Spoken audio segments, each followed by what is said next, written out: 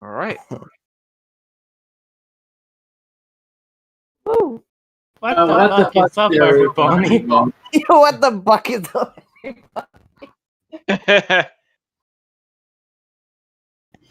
I'll be your Milky. And I'm gonna guess that by this time I'm fully healed up, or no.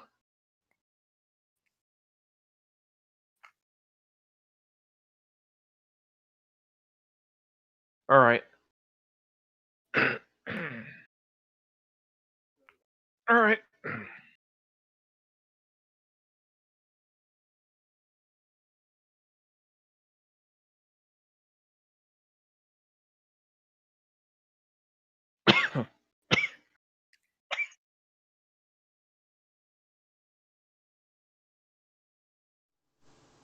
There we go. I don't think I was being picked up. Ah. There we go. All working now. So, last time the entire party decided to scatter themselves to the wind, and well, you're on almost. You're probably going to end up hundreds of miles apart, knowing my luck.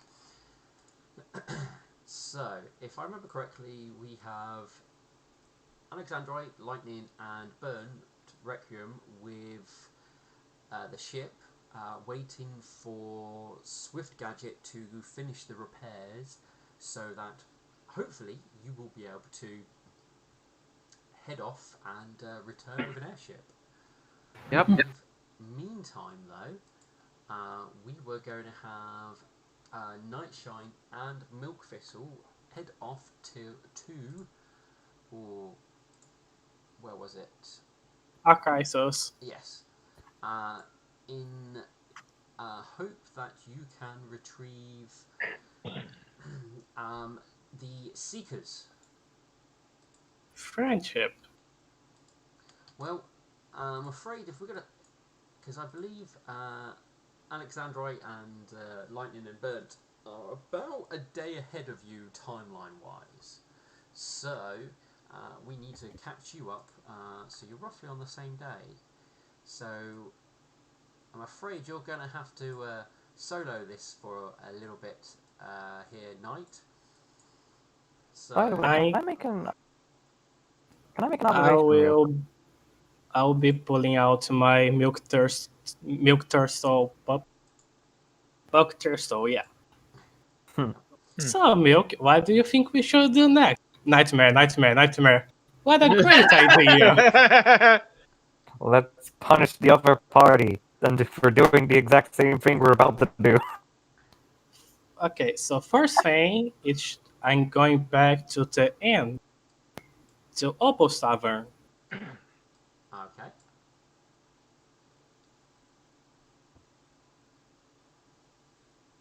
Opal!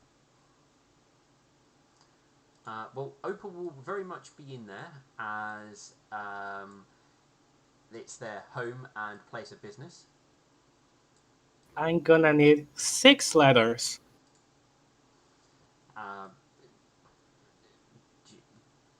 What do you want letter-wise? I mean, are you wanting to write a letter, or you want a letter already written? I want to write on 6 different letters. So you want 6, Do you have... 6 pieces Yes. of paper? Yes. If you can give me paper that looks exactly the same that Lightning gave us, that would be great. Well, she borrowed it from me, so sure. Perfect. She will, Opal will go and grab you some paper, or parchment, I should say, so you can write your 6 letters on. I gonna DM you what I gonna write on the letters. And next stop will be... Since we already teleported to Archisos and Nightshine used the magical word, he should know the password. Have you been to Narcissus yet? I think so. You've been to Stonebrews? and we teleported to Assizos because it was close to Stone Brew. Oh yeah, because you couldn't get Stone Bruise's code, could you? Nope. All right. So you're gonna teleport your way there now, or was there something else you wanted to do first? I gonna ask Milk. Milk, what do you think we should? Nightmare, nightmare, nightmare. No, Milk, we can't do that. We are just gonna have to wing it. And I going to teleport there right now. So you are going to make your way straight to Narcissus. If only Yay! you were a Pegasus Knight, that joke would have landed better. I know. Right. Do you have some lapis lazuli? No, because I believe I should be a strong enough caster now. What level caster are you? Level 6. Level 6. Yes. Oh, I'm testing my knowledge here. I think level 6 was the magical number, Yay. but I'm not 100% sure. So I am just going to check.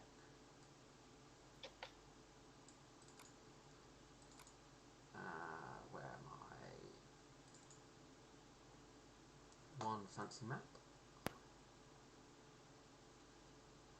Oh, I'm just going to quickly jump to the stream as I'm doing that. And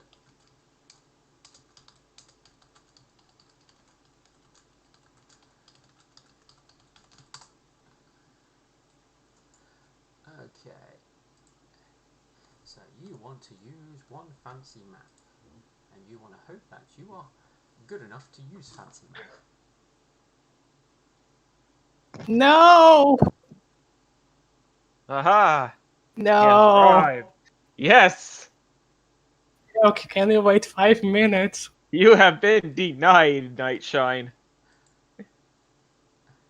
Oh. Of 100.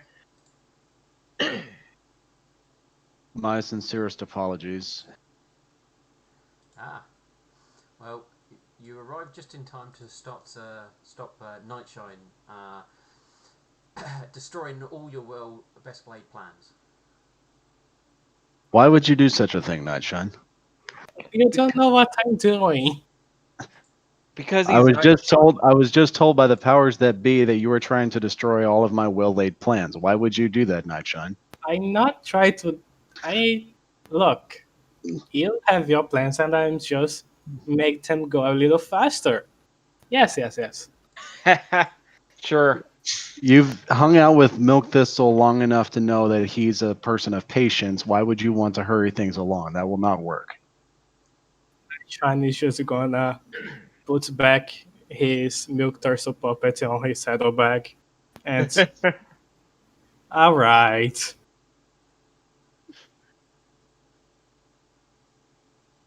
I do apologize for being late. I have no excuse other than stupidity. It's okay. I've been awake since 10:30 this morning, so I should have been here. Well, you are happy to know, Nightshine, level 6, a caster level 6 is fine to do it without any gems. Yay. But I guess we're gonna follow the plan. Well, you did catch Nightshine as he was just about to teleport out to Narcissus, unless there was anything you wanted to do before he acts out his master plan. Okay, did Nightshine go to the council and get new contracts written up for the mercenaries we're going to be hiring? No, I was skipping that part. That's probably the most important part of this. I was planning to use feelings, but I guess we can use a contract instead. What was your plan? I was gonna ask nicely. Ask nicely to mercenaries. Okay. Yes. Wow, Well- that'll. Sorry, go on. Yeah, mercenaries want compensation. They're not really big into manners. They want to get paid. I guess we can go get a contract. All right. Um, who is the one who is leading the organized militia here in town? The old soldier who's part of the council. That individual goes by the name of. This is where I go to my notes quickly. Nobles. um,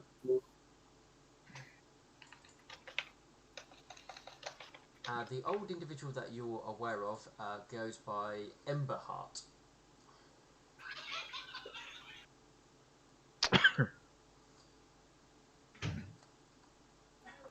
Did you hear that? Yes. Is he also an earth pony?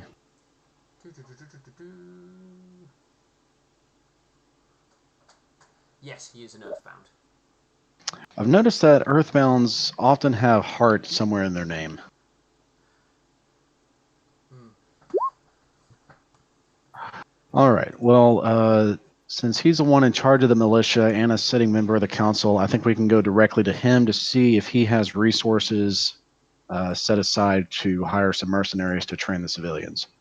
So, Nightshine, let's go talk to him. Okay. Where are you going to talk to him? Where are you planning to head to? If I recall correctly, the council said he was absent because he was at the Blades Academy, wasn't he? Setting it back up. Yes. You last saw there were individuals training in the palace grounds, as And well that's as where we're. the Kind Blades area. That's where we're going to go. Okie dokie.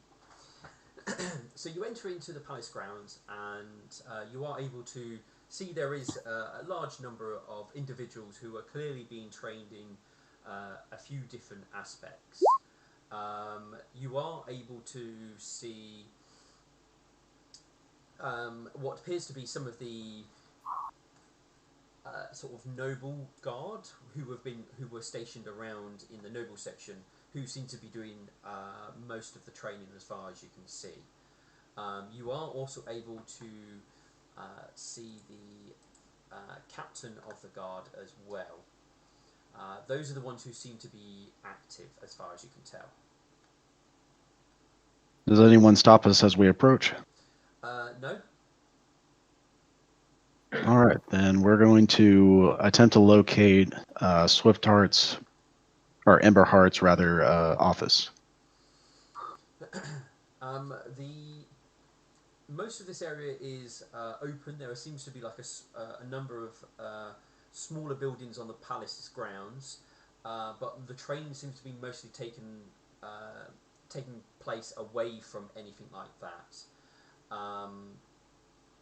The palace itself looks like it's in a bad state of disrepair. Is there a command tent on the grounds? There does not seem to be a command tent, but there does seem to be a area set up with weapons, equipment. You think it might have been a old stables or blacksmith area. All right, we'll go check there first. When you go there, there seems to be just mostly weapons set out. It seems well organised. There's a clear area where obviously a lot of individuals have gathered there recently, and because of the hoof prints and all that sort of thing. As you're sort of starting to look around, you see tables like there's clearly been some sort of organisation. The captain of the guard actually comes over to you, the pair of you, and goes, "You two looking for something?" We're looking for Ember Heart. You're not going to find him out here, I'm afraid. I mean, as I'm sure his experience is helpful. He is of quite a severe age, and we tend not to drag him around too much. Well, we need to speak to him. Where can we find him? Well, he'll be in his home at the moment. He sort of glances up in the direction of the sun. He's probably just waking up at this moment.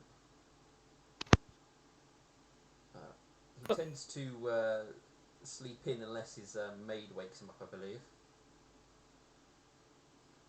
Nightshine, do you know where his house is located? No? If you like, I can accompany you there. I do need to talk to him. Please. He gives a nod, and the three of you will make your way over towards the noble section, back to where his home is. And where is that located? Sorry, say that again? Where's that area located? So he is housed. He actually lives in this building just here. Oh, he's not far away at all. Good. So the guard actually just when they approach the house, they literally just walk straight up, and he just opens the door into his home. He looks to you, goes, I believe the sitting room is. He gestures towards that way. I believe his son may be kicking around here somewhere. Avoid him if you can. Very well. And you hear him head deeper into the house. Out of character, I noticed my photos are not showing up on my character sheet or in my icon at the bottom. They are. Yeah. Not for me. I just see a blank square. Hmm. I'll fix that later. Yeah, as I say, I'm not sure what that will be, I'm afraid. It shows up for me and everything, so not sure what's going on. But you guys are left waiting probably about 20 minutes before you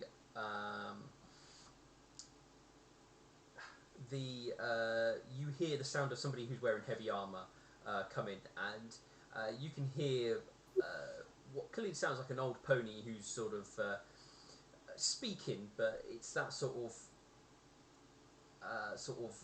more of a mumble sort of talking type of noise as the door opens, and the captain sort of leads in what does look like a old individual into the room. And as he sort of finishes mumbling out whatever they're talking about, the captain simply goes, I will see that we'll get some training with the pole arms in that particular manner. But what rank was he? But you've got some individuals here who wish to see you, sir. And he gestures towards you guys. You can tell he kind of looks at you, and he's clearly squinting hard. And the captain just sort of hands him probably passes him with his mouth a pair of glasses, and he fixes them on. And as he sort of sizes you up, I don't recognise any of you. What are you doing in my home? Milk Thistle stands up and he gives a nod of his head to the counselor. And he says, Good morning, counselor. My name is Milk Thistle. I am with the Temple of the... I was about to say the Unspoken. Wrong character. I'm with the Temple of the Nightmare. The reason why we've come to you is because we have business with the council and we are needing funds to hire mercenaries. Mercenaries? I thought we already Yeah. had mercenaries. As he sort of he he gestures towards the guard who stood next to him, which is Strong Mountain, who's the captain. I goes. The captain gives a bit of a cough. He means, I believe, additional. Oh, why didn't you say that then? There are 3 talented mercenaries that are currently on a mission right now. And what is the name of the city, Nightshine? Archisus or Assissus. They're well renowned, but we're going to need a very hefty contract in order to more or less bribe them to come back to Villager Town. We hope their talents will not only be useful in fighting off the army, but their talents can also be used to train the citizenry here as a militia. Yes, more training would be good.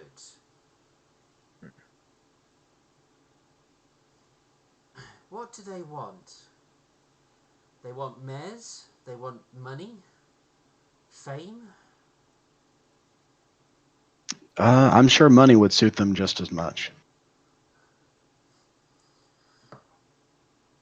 And what sort of money? How much?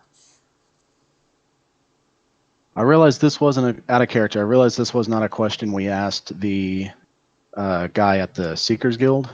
So I'm going to attempt to roll an appraisal check to determine what a mercenary would need to pull them off of a current contract and to bring them back for a different one. 23. Okay, so when it comes to contracts and mercenaries and stuff like that, sometimes there are clauses written into other contracts that allow them to break it under certain circumstances. Sometimes there's fines, and sometimes they can be if they leave it, then it's a blow to their name, or it can be left without any recompense. So a lot of it does depend a little bit about that contract. What normally does make mercenaries break from it, if it's normally for worth more money, it's for a cause they might strongly believe in, or it's for self-interest. Now, generally how much a mercenary is paid depends on their skills and how dangerous a job is.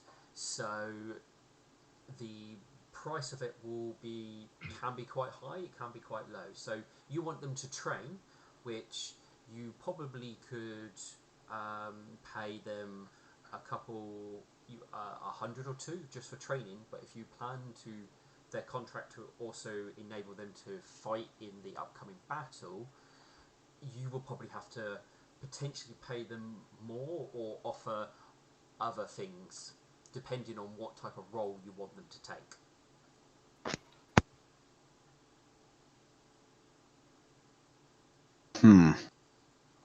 We need people to do stuff more than just training an army.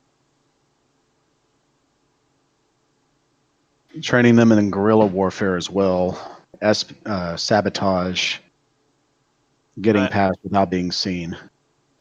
I mean, we need people to be active. We need to do more than just having a small army to defend ourselves, because that's not going to be enough. We need them to fight for us as well as train the civilians in their skills. Essentially, we need them to lead the militia.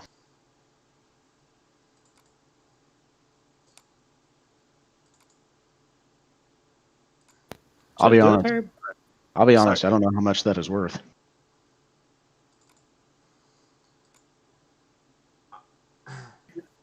The old person he sort of nods slowly. How good are they? Are they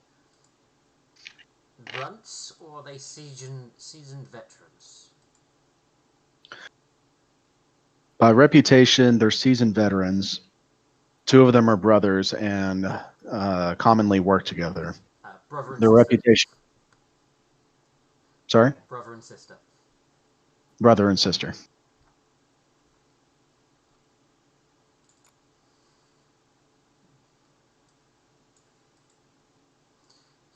And I He Nightshine, please speak up if you have details, because I can't remember much about them. I don't have details, but I was gonna propose 600 to each one just as a start.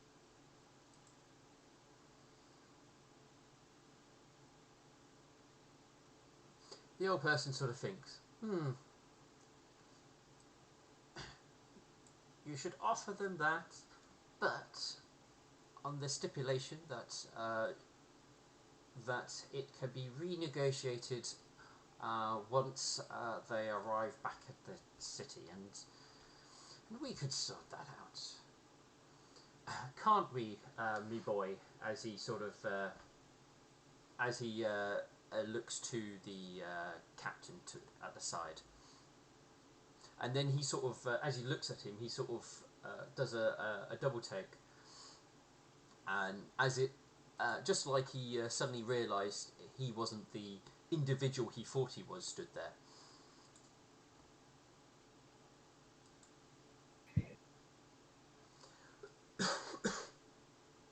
Gonna roll sense motive on the captain. Is he simply offended, or is he going to be plotting something against the mercenaries once they arrive? Uh, the 28. the captain, you get the sense that he feels a little bit awkward at the moment, but you don't think he's got any issues against what you guys are doing or anything like that. He seems more awkward about the comment that the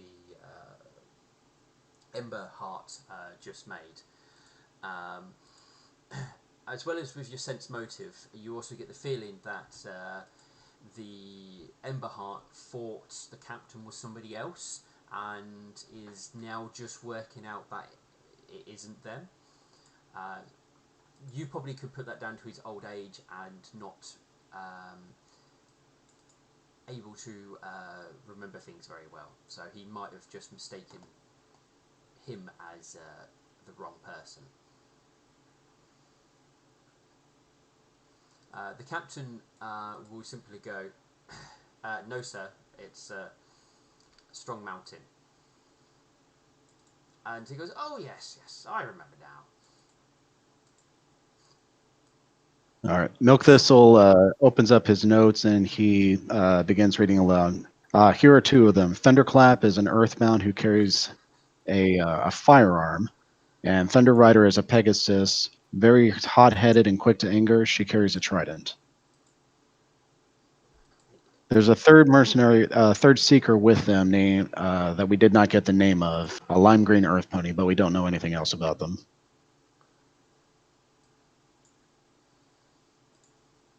So if I'm to understand this, counselor, offer them 200 gold for training, 600 per mercenary, and then we'll offer the contract can be renegotiated once they arrive back in Villager Town. Is that correct? He gives a nod. That should do. Then, counselor, if you would kindly write up this contract and put your seal upon it so we can take this to the Seekers Guild. That way their leader can also put his seal upon it to authorize everything so that it carries the weight of that authority. He sort of goes, if you write it, I'll put my seal on it. Very well. Nightshine, would you kindly? Yeah. Choo-choo-choo-choo. You write it out, Nightshine. Yeah, there we go. That seems a pretty good roll. Alright, so you can, because you're writing it and you've done really well, you are able to hide additional, and you've rolled really high, you can add, or easily add, like, more fine print in regards to any additional clauses or anything like that you want to include with this. Ooh. Nightshine, you could do something very calculated and evil with that. I could. Is it going to benefit the party, benefit you, or work against everyone? Maybe you whisper it to the GM. Maybe you have machinations of your own in the works that we don't know about. That's a good idea. Let me think for 5 seconds. 4, 3, 2, 1. Alright, I gonna whisper to the GM. Okay. And now that I don't have to hide my Roll20 screen, I'm just gonna whisper here. Nightshine was evil all along. He was working with the baddies. Could have guessed. It's okay. Nightshine is our friend. He would never do anything to work against us. Mwahaha. He was a plant all along.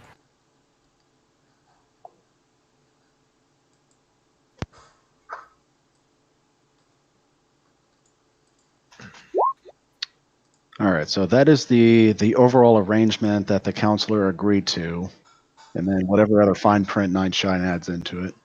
Yeah, I'm just He's waiting on the fine print. Ooh.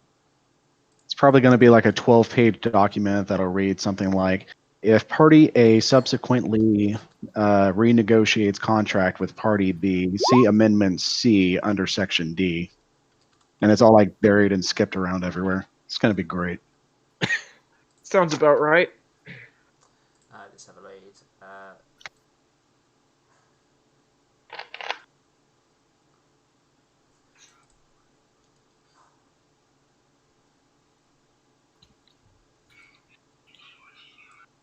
Okay, no, that's fine. And because of obviously the skills there, somebody who's just reading through it won't necessarily pick that up straight away.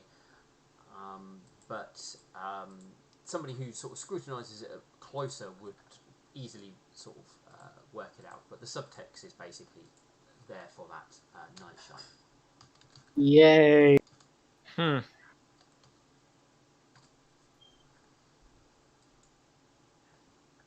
All right. All right, Um, Counselor, if that concludes our business, we need to take this to the field immediately. he will come over and he will very shakily sign it. It's not the most neatest signature. It's very sort of jittery, but he does use his wax seal to seal it to indicate it has come from somebody of nobility.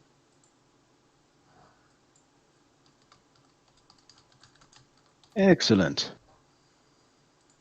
So it does bear some weight, even though the signature looks like a spider had a seizure across the page. Wow.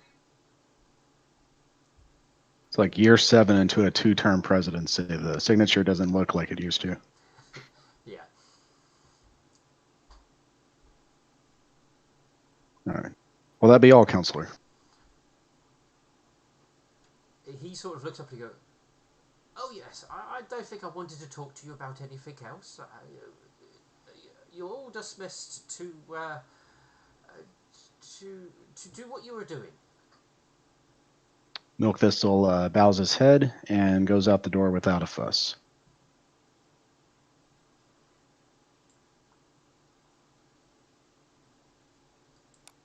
Then Milk Thistle's going to go back to the Seekers Guild. Is Nightshine coming? Yes? You're being dragged along. Come along, Nightshine. Hey boy. How dare you? I dared. That hears him. He's already had his intelligence reduced to an animal. All right, so you go knock on the door, and you have a very similar yellow-looking pony who will answer the door. I go, "Yes. Oh, I'm afraid they haven't returned yet. If you're looking for them, but if you're going to drop off any contracts, that's fine." Actually, we have a contract we need you to sign so we can take it to them. Okay. Come in. I'll have to enter it into the book. So the current, Oh, sorry. as we're walking over, Milk Thistle explains to him. So what we intend to do is to bring them a new contract with a better offer, one that's good enough that they will cancel their current contract and return with us immediately. Okay. Let me go and get the book. have a seat, as he gestures towards the seating area that you guys sat in last time. Night Sean, may I see the contract? Sure. Milk Thistle looks it over and just immediately sees that there is a lot of complicated wording in here that doesn't simply state what the original agreement was. He's going to attempt to roll a linguistics to try to understand it. Okay. 20. I'm afraid you are untrained in this, so it's all gobbledygook to you. How unfortunate. I should probably put a skill rank in there so I am trained. It would make sense for a son of a merchant to know how contracts work. Why is there so much complicated language in here, Nightshine? It makes it look fancy. Fancy maybe, but I think plain language would have worked better. No. Fancy is fancier. Why is it knitted? It's not needed, but it is what I learned to do because it makes things look better. Fancy. What exactly did you put into this contract? I just put in my heart and soul. I'm not going to roll sense motive against you, but Milk Thistle's going to be suspicious of that. Nightshine, did you put anything in here that benefits us and our cause? I mean, yes. That's the whole point of our adventure.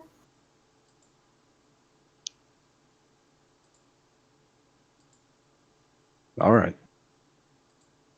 Milk Thistle hands it back.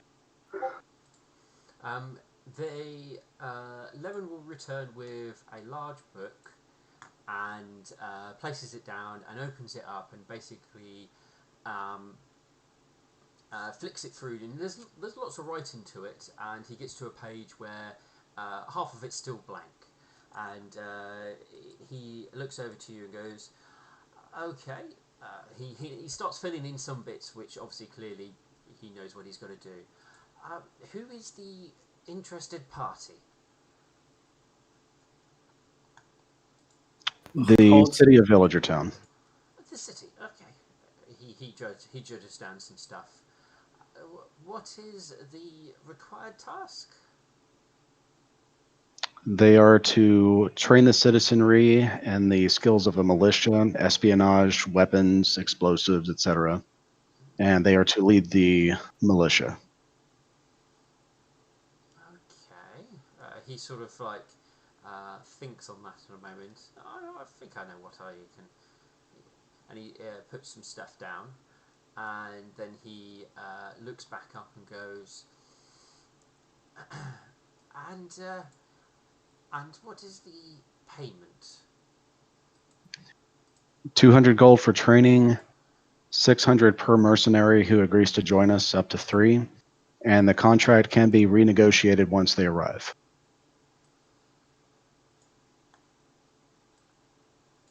And what is the length of the contract? Nightshine, would you show him? The length? What exactly did he ask, Steele? He asked, what is the length of the contract? So how long will they be bound by this contract? Long. I'll put to completion.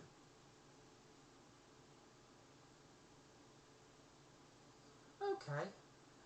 He then comes back and he hands you a coin. It doesn't look like a normal money coin. It's a lot bigger, and it bears on one side. It actually has the Queen's sort of face on it, like a lot of the coins actually do. But on the other side, it bears a similar resemblance to the Seekers Guild emblem. If you present that, that shows that you have entered the contract into the tome, and if they wish to take it, they will be bound to it under the Seekers law. Fancy. Very well. Milk Thistle takes the coin and puts it into his bag of holding. Do they require your signature or a seal upon this contract? No, nothing like that. I'm just the caretaker here. Very well. Nightshine, are you ready to leave? Yes. Let's be on our way. Yes. All right. And Milk Thistle is going to write out a note and leave it at the Temple of the Nightmare. Okay. Nightshine, I was meant to ask, where did you leave your notes, or did you put? Oh, with Oppo. Oh, with Opal. Okay. I left them a note saying how to find us. And have fun on the way. And Milk Thistle is going to leave the note with one of the servants of the Nightmare. And he's going to write out a second one to be delivered to Midnight. I forget his last name, but the lead temple priest of the Nightmare, to briefly explain their mission and what they're doing. Okay, no, that's fine. And the second letter is for Lightning. All right. Then he meets back up with Nightshine. Hello. And real quick, how many days has it been since Milk Thistle put on the ring of sustenance? I think this is your 8th day today, so you will be under the effects of the ring. Oh, that does remind me. No, you guys have just woken up this morning. You have Nightshine has done the his fortitude save this morning, so that's fine. All right. I need a knowledge geography for trying to find the right spot on the map. Actually, no, you're going to a major city, so a major point. So there is actually a marker on the map to indicate the location. So you're fine. Adventure. Yeah, it's very clear when you get to the location. The marker has been put on there as an after effect. It's not part of the original map.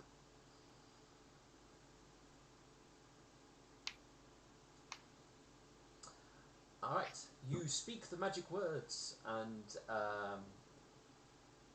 very quickly you are whisked away and find yourself in Narcissus. And I don't think I've actually got a map for that place, because it's only a small-ish settlement made up with a number of very wooden-based homes with a forest around it.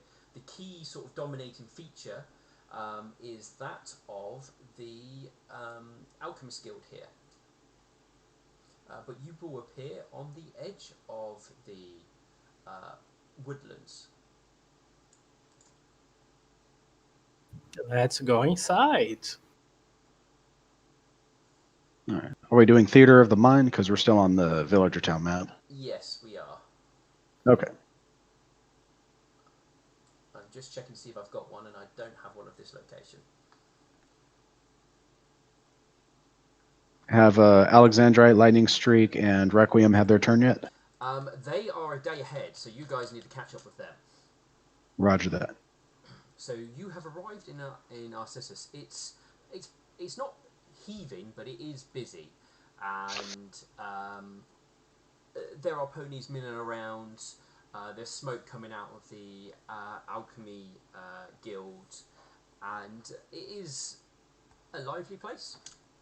There doesn't seem to be massive distress or anything like that. Besides saying they were in our sizes, did they say anything else about the job? I was about to say, we did not ask what the contract was or what they are doing here. How to find them? No, you did not. In hindsight, that would have been a very good question to ask. Well, that's a shame. Yes, it would have been. I'm going to go. Wait. I have an idea. So, when we were doing the thing on the big book, where the lady writes everything, Yeah. would I by any chance have caught a glimpse of the contract? You may have caught a glimpse. Can I roll something? I'll give you. I'll let you roll perception as an attempt to see if you gleaned anything. Can I use intelligence? No, No. because it's more of a wisdom thing. Would not, Milk Thistle have noticed it as well? And you could have had a chance. Yes. 34. 34. Okay, so um, from what you can recall, your quick glance, you did catch what was indicated Arcissus, and it seemed to indicate something to do with clearing out goblins or something with goblins. Oh. Oh. Ah. All right, so they're clearing out goblins. They're killing off a bunch of scrawny little monsters. Goblins are never a threat, so this will be easy. I haven't seen Goblin Slayer. I don't know if they are in town.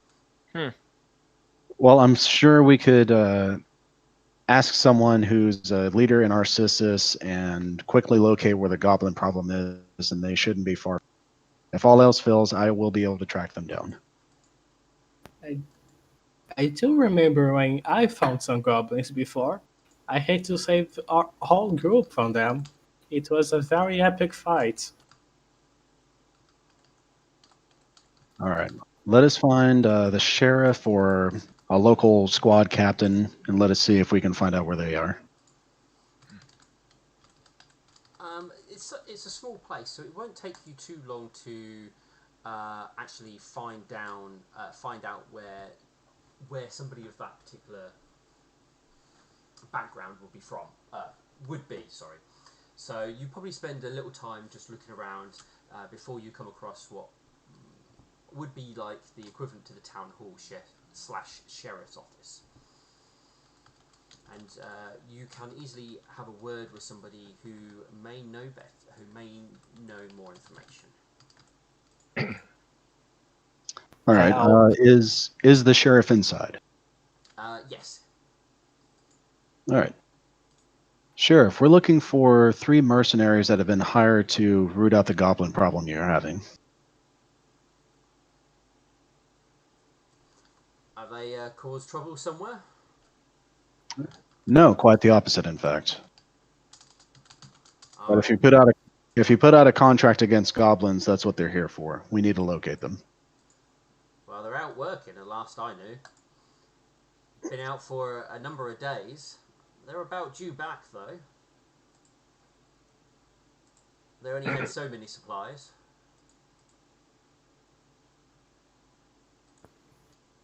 Where did you send them?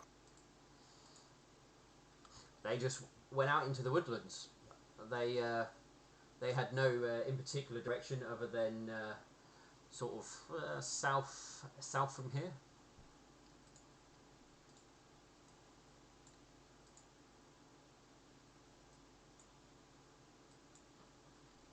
How many were there? Oh, there's 3 of them. Seemed all chummy and know each other quite well.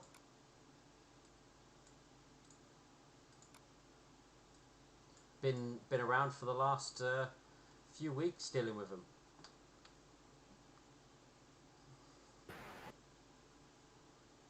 We could leave the letter with him and explain the situation. No, that would take too much time. There's no guarantee they would be back in time for us to use them. He said they are due back because they didn't bring along a lot of supplies. They also could have ran into trouble. We should go find them. Okay. All right, so Milk Thistle is scratching down the notes. And we're going to start heading south. Tracks being 2 weeks old. What kind of topography are we in right now? Okay, let me we are doing some travelling, so I need to get you on a world map. Okay, and I also need another token on this map because you two are over there and you two are over there. Mm-hmm. Fun. Alright. Okay, so that's that. Let's drag you guys there. You guys are here. Right on We are Narcissus. northwest of Villager Town. Okay. Yeah. There is obviously a path that leads back towards the city. You were told they head south, which heads deeper into the woodland.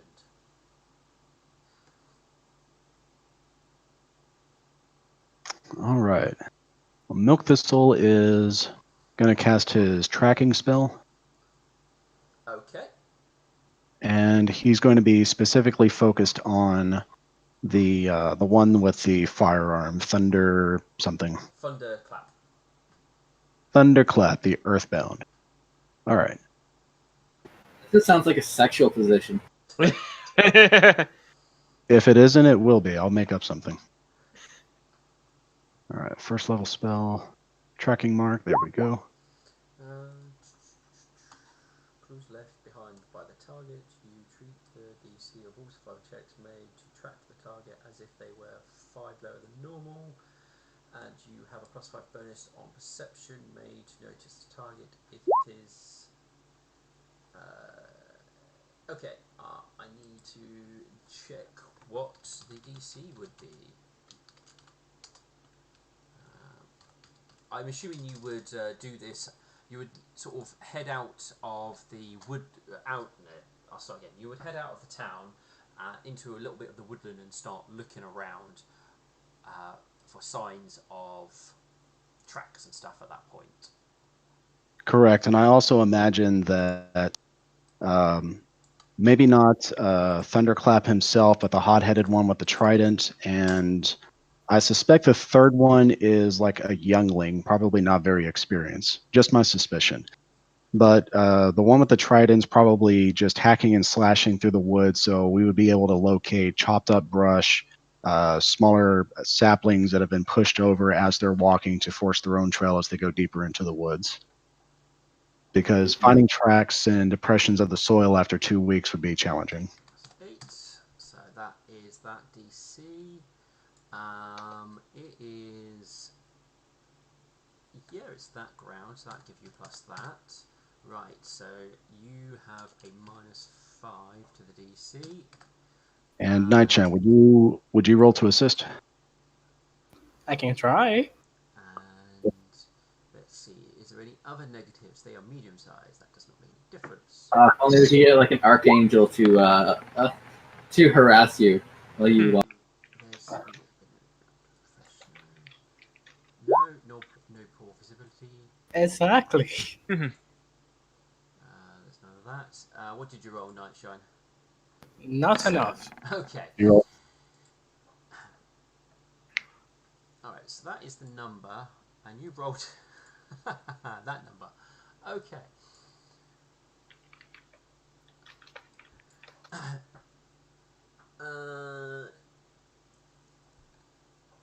+1 to.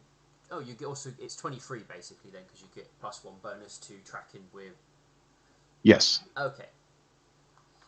Alright, so that's all good then. So you are able to make out signs. Nice.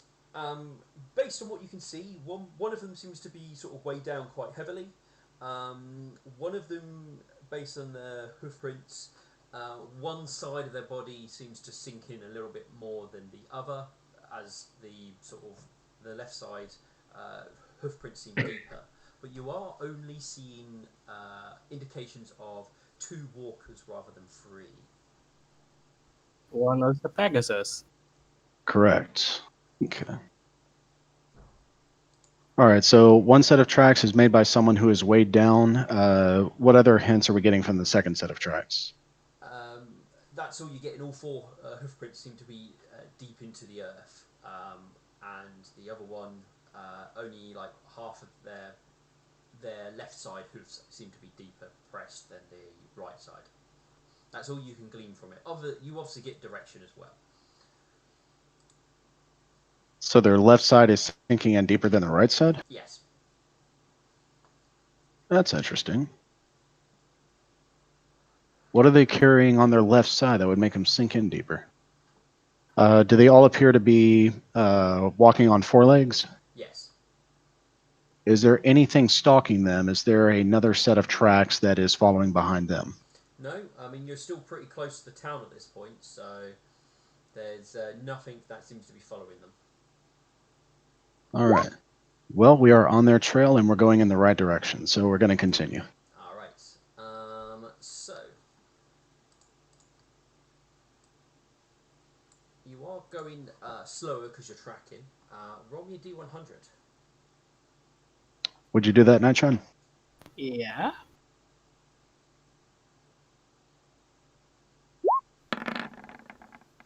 Hmm. 48. Okay.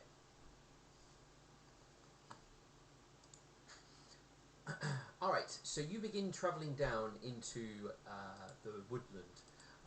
Closer to the town, the woodland brush and stuff is easy going. Not too much of difficulty. The trees are fairly spaced apart, but very quickly as you get past away from it, it gets thicker, it gets harder to move, and it feels more woodland-like as you start making your way through, and it's quite easy to probably become lost if you're not familiar with woods, or if you're tracking through, you could probably quite easily hide from someone if you wanted to here, given the tree coverage.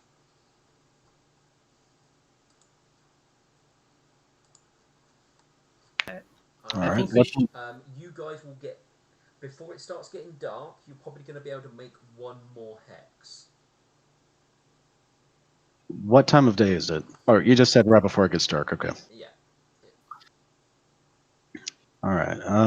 We'll take the hex to the left instead of the right.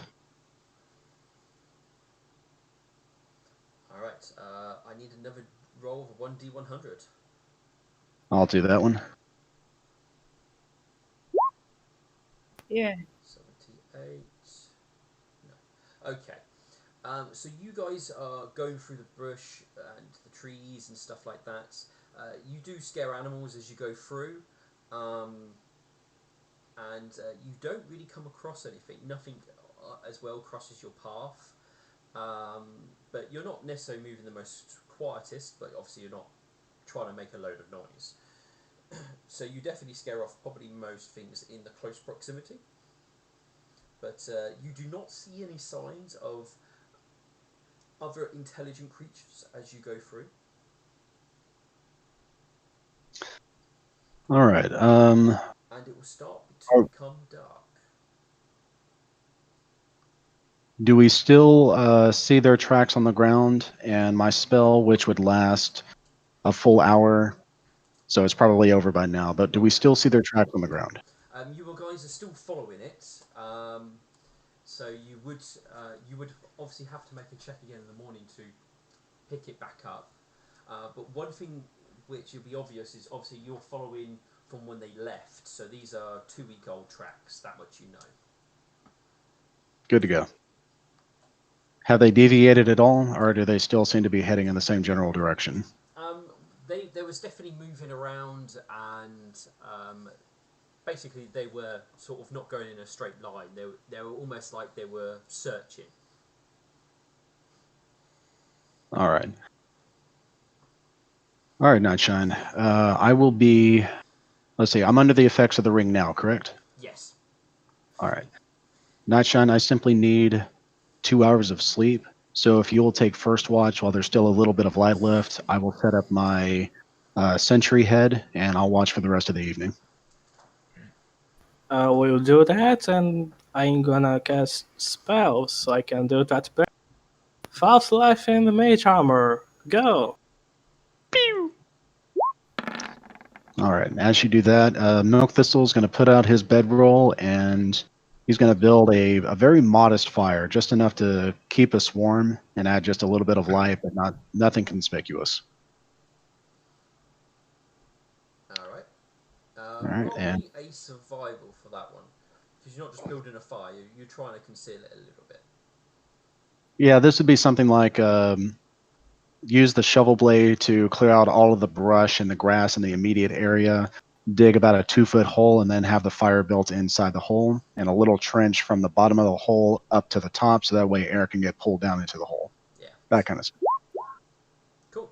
You are It's a good- able to put together something very effectively to keep you warm, and should be very difficult to detect unless they're in close proximity. That's a pro tip too if you ever go camping. All right, so Nightshine, you've got first watch, and I'll take the next 3. I gotta have Mr. Weasel help me here. And also my head that I've got on the stick, the lion's head. Yeah. I'll go ahead and put that up, and I'll have a link with that since it's permanent. Yep. It basically takes away the -10 negative I have for being asleep. So if the head spots anything within its field of view, then I'll be able to see it myself. Yeah. The only thing with your little trick, what you've done with the fire, it does limit your light it's giving off. So you guys have instead of bright light near the fire, you only have dim light. So you've only got about 15-foot radius with your fire. Well, it's a good thing the lion head has dark vision, 30 feet. Yeah. All right. Perception. Yes. This is where I roll secretly. Well, Do you say anything, Mr. Weasel? he gives a squeak and some weaselly noises.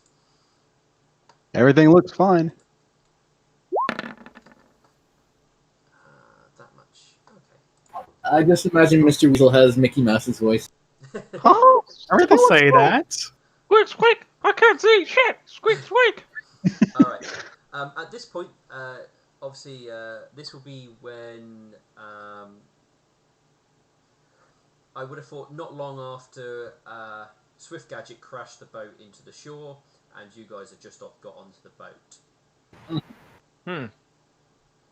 I believe that is roughly where, because you guys got to Swift Gadget on the second day, didn't you? Yes. Oh no, Because so we. this is the first day after it. So yeah, this is when you rested the first night. So you haven't reached Swift Gadget yet. You do the Okay. this day. Yeah, I jumped ahead a little bit. All right. As you guys rest and watch, you are thankfully not mauled to death in the night. Yay. It's a good night. I do, however, require Nightshine to make a fortitude save. Oh no. It's okay. He's good at these.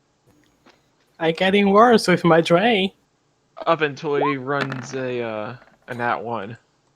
Hey, Oh no. survived it. I like how we're all ignoring that Nightshine has radiation poisoning. Oh, that's right. We never got that fixed, did we? No, we've just been letting No, it go.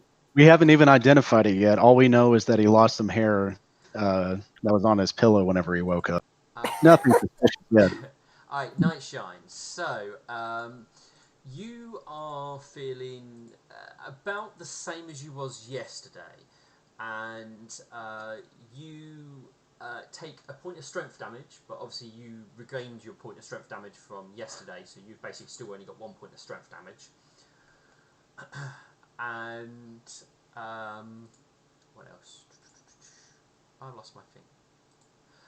And you will notice that you have lost a little more hair, but nowhere near as much as you did the other day. This is just like my father. Male pattern boldness. All right. Does Milk Thistle need to make his perception checks for the evening, or are we good? No, you guys are good. All right. I did my little roll, and you do not get horribly mauled in the night. All right. Well, since we're in a forest, that means there's food available. Yes. So Milk Thistle will spend probably an hour right before Nightshine is scheduled to wake up. He'll gather some breakfast, crush the berries into some boiling water, sift it, and we'll have tea for breakfast as usual. I do need a survival check to go and find food. You are fine. You will find enough for you and Nightshine. All right. Will that last us the whole day or just for the breakfast? That should last you for the whole day. All right. Fantastic. All right. And we'll gather up camp. And oh, here's another reason why you want to dig a hole for your fire pit. Milk Thistle will then take the dirt that he used to dig out the fire pit and he will put that over the fire and the hot coals, bury it so it doesn't let off any smoke as it gets put out. And then he'll take the foliage and put it over the top of their campsite. Pro tip, good camping trip. All right, Nightshine. Nudge, nudge, are you awake? I am. Are All you? right. I am. Let's be on our way. All right, Milk Thistle is going to locate the tracks once again. Let's see, I should cast the spell first and then locate the tracks. So once again, tracking mark. Okay. And survival check. Oh yes. 30. Definitely. You're able to pick it up, and you're able to pick it up fairly quickly, and you believe you should be able to track them fairly effectively today. All right. I'm going to move you a hex because you are tracking them. So you would go this way. All right. As you are going and following their tracks, you would actually come across a number of dead goblins. One looks like he looks kind of burnt and frazzled. Another one has a rather large sort of hole in his upper torso, and you see right through to the other side. And another couple have basically just heavy slices down their body. And it appears they had a structure here what has been disassembled and broken up. And their bodies do appear to have been looted.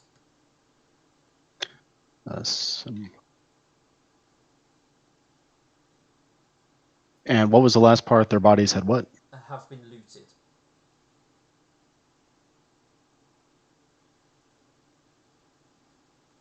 I do believe we have found our party. And the one that was burnt, does he appear to have died from magic or alchemy? Looking at it closer, there appears to be like stab wounds, and the burning seems to come from the stab wounds. There are 3 like puncture marks in a row. That's our trident. And so the trident is leaving burn marks as well? Yes, it appears that way. Ah, she has a magic weapon. Neat. A large hole going through to the other side. That would be our gunslinger. And heavy slices down the bodies of the other goblins. Would that be an axe or a sword? Looking at it, it's a weapon what can do slicing, but you do notice indications that it might have a pierce. They've been stabbed as well. Very likely a sword. All right. The slices aren't what you would expect from a sword. They're not long enough, and they tend to be a little bit more finer. Rapier, perhaps? Interesting. All right, so we'll just put that as an unknown. But definitely 2 martial characters. The structure that was disassembled, was it destroyed or taken apart piece by piece? Oh, it was destroyed. It definitely wasn't taken apart in a manner that somebody did it carefully. It was like, looks like somebody just basically shattered it. Nightshine, do you know what kind of structure this was? I do. You could roll knowledge engineering if you do. That's what I'm doing. Okay. You're quite certain that it must have been some sort of like lookout for like a lookout post type of thing.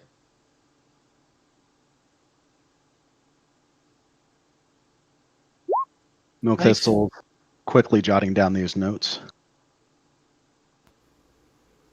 I think we should start screaming their names, so if they are nearby, they can hear. That would not be an intelligent thing to do. They've had 2 weeks to move ahead on us, so they could be anywhere in these woods. We should just keep tracking and being as inconspicuous as possible. Plus, they have no idea who we are. They could very well see us as a threat and ambush us. We should be on the lookout for that as well. We are not goblins. We're not, but if they're smart and keep their eyes open, they'll quickly notice that we're following them if we get close. I have a feeling the one with the gun has a very sharp eye.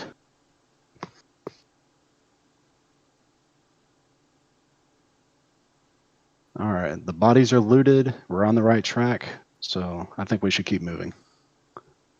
Adventure. Alright, you move one more hex, which should get you to here. I need a D100 roll. Me.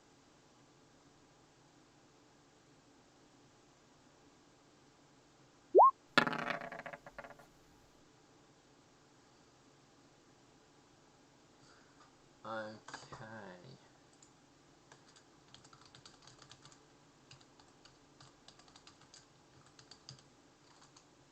Do Cloven have 30 feet or 40 feet of movement? I do not know off the top of my head. 40 feet. Cool. No, wait. 30? It says base speed is 40, but my speed is 30. I'm not wearing armor. Are you heavy? Are you in medium carrying weight capacity? I shouldn't be, because I sold the heavy stuff that was in my bag. Let me check. I did convert all the gold pieces to platinum, so that's not weighing me down. I should still be in light capacity. Then Oh, it is. I am in medium. That's not right, because I'm in a bag of holding, so I am in light. There we go. yeah, manually adjust that because sometimes it can be a bit funny with that. Okay, now I'm moving 40 feet. Alright, roll me a D100 again. I'll do it. Not 200, 100. There we go. Where did you go? Here we are. 49. That might be terrible.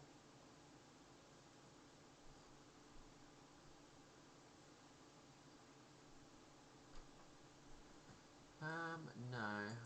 Okay. Not what I was expecting.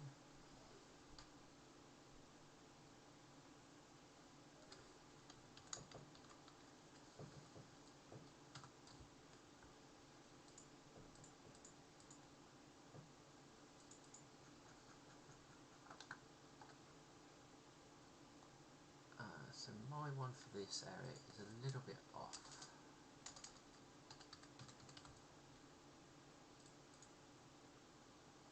Uh, 49. Yeah. No. Okay then. Just go to that one. 49. What is that?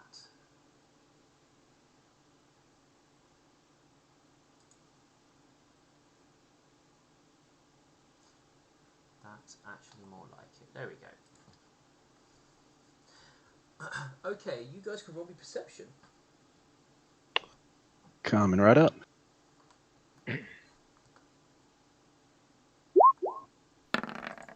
28 if it is hiding. What would it be? Well, no, that only works against objects. So if it's a trap, that would be 28. Okay, well, it's not a trap. Helps if I do the right thing. There we go.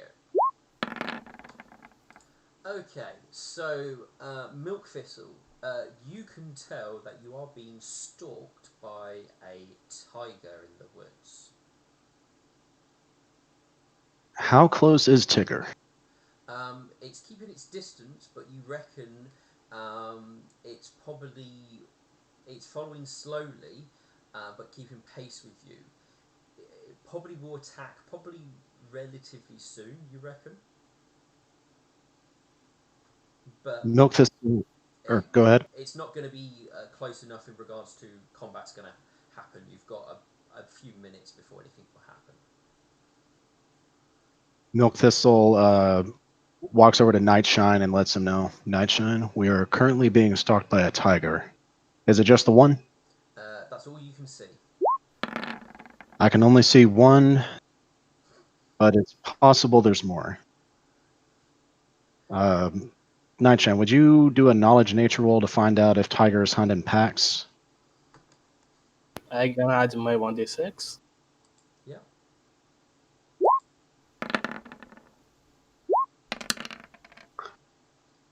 $28. So you do know that tigers are often either solitary creatures or they work in pairs. I can throw a fireball.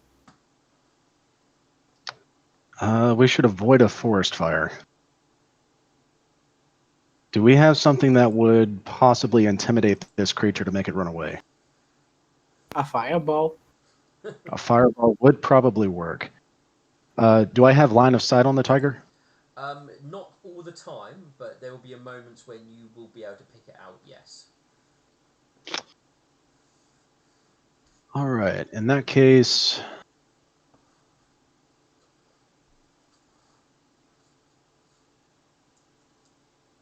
is there an open clearing enough to where a fireball would hit the thick bark of a tree and not necessarily catch it immediately on fire? You don't think there's going to be any clearings anywhere nearby. At If least we not have, close proximity where you can get to before you might get attacked.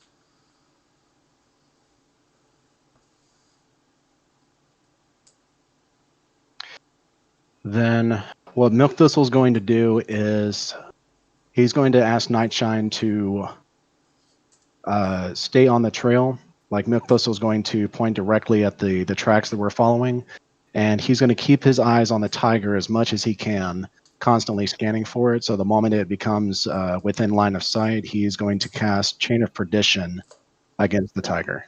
Okay, so it won't take too long before the tiger does come within line of sight.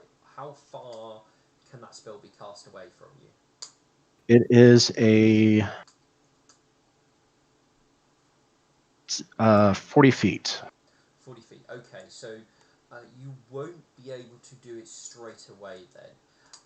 You actually have to wait to the point where it's almost if you think it's getting close enough to the point where it might then start. It's getting there. I start again.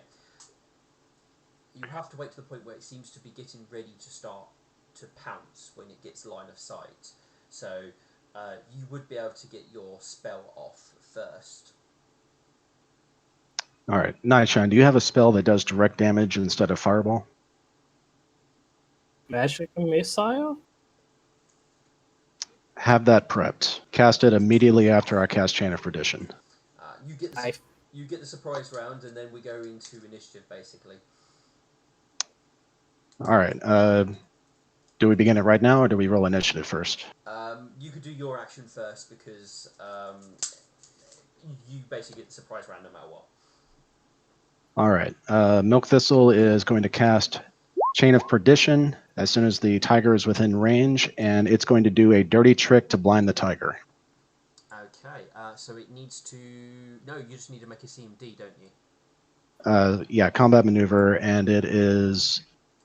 I need to read through the spell. I know I add my wisdom modifier, but I need to make sure it doesn't have any other things against it. All right.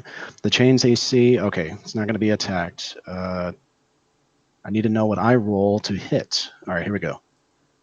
Using your caster level in place of your combat maneuver bonus and wisdom. All right, so caster level 6 plus 6. All right, so this would be d20 plus 12 Pretty good. against its combat maneuver defense to blind. That's not a very good roll. Alright, so you strike out at it, but it would not be good enough to blind, I'm afraid. My turn? Now we're going to initiative.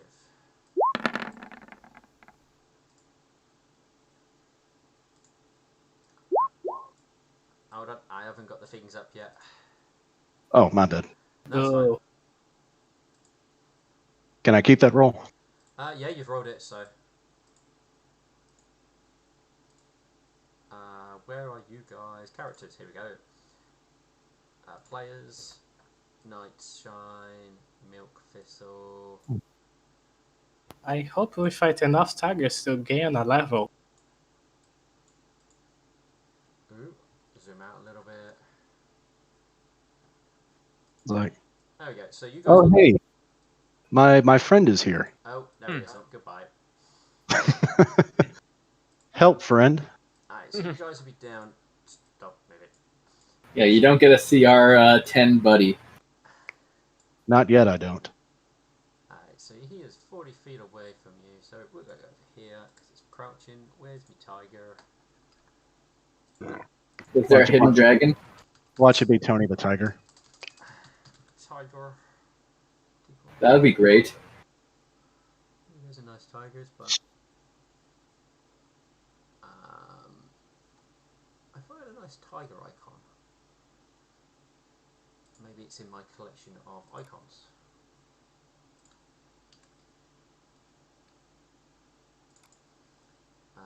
Monsters.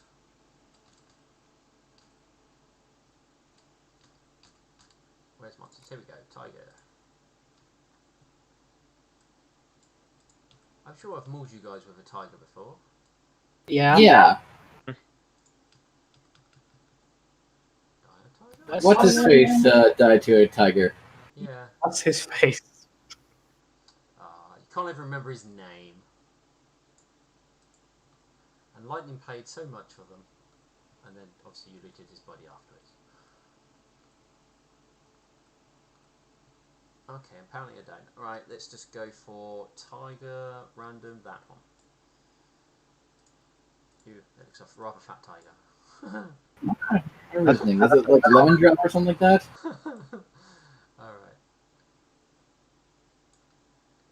Let's slim down this tiger a little bit.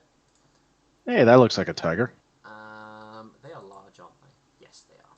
Okay. So,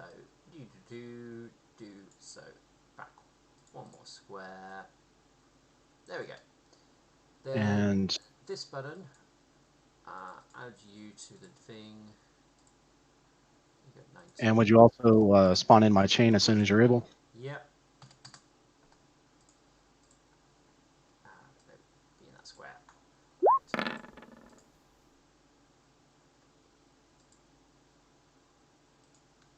Ooh, some good rolls. How good are mine? Good. Alright, one chain.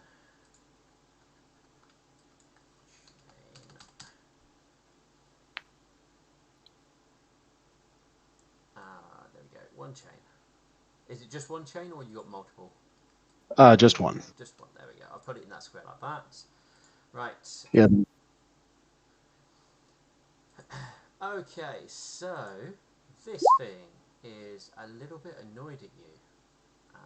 Can it pounce 40 feet? It can. Alright, so the fact that it's just got attacked and it's a bit peeved and it was just getting itself in a position to eat you, it's going to try and eat you. All right. It did take 9 damage from magic missile. No, your surprise round. You're the one who does the surprise round, and then it goes to initiative. Okay, well, what we were planning on doing is Milk Thistle was telling Nightshine to cast his spell immediately after the chain, so that way we could both get our attacks in. That was the plan. Okay, fair enough. 45.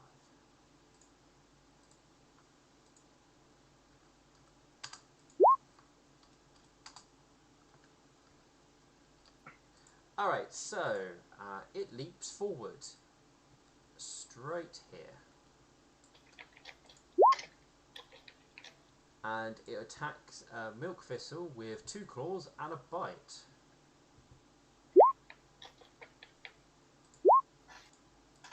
Alright, so first let's go for the bite, as that might take a chunk out of you first. Did Milk buy armor before this? Don't be daft. All right, the bite does hit as well as the claw. I haven't attacked with the claw yet. Oh, that was your initiative. Okay, the bite hits. Alright, and then 1 claw. And then 2 claws. Hits. Alright, this... Alright, let's do the bite first, as that does that much damage. 2d. There's a bite. And then 2 claws will do that much. Ooh, okay, it does extra because it does that against you. Everyone loves a good rake. So, plus 6. That you take this 3 times. Sucks to be Milk Thistle.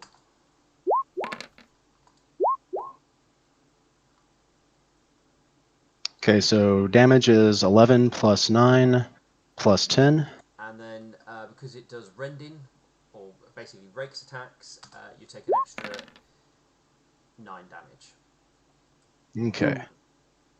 Milk Thistle is sliced up. Flesh is just absolutely tearing off of his body, and his purple robe is stained with blood, but he is still on his hooves.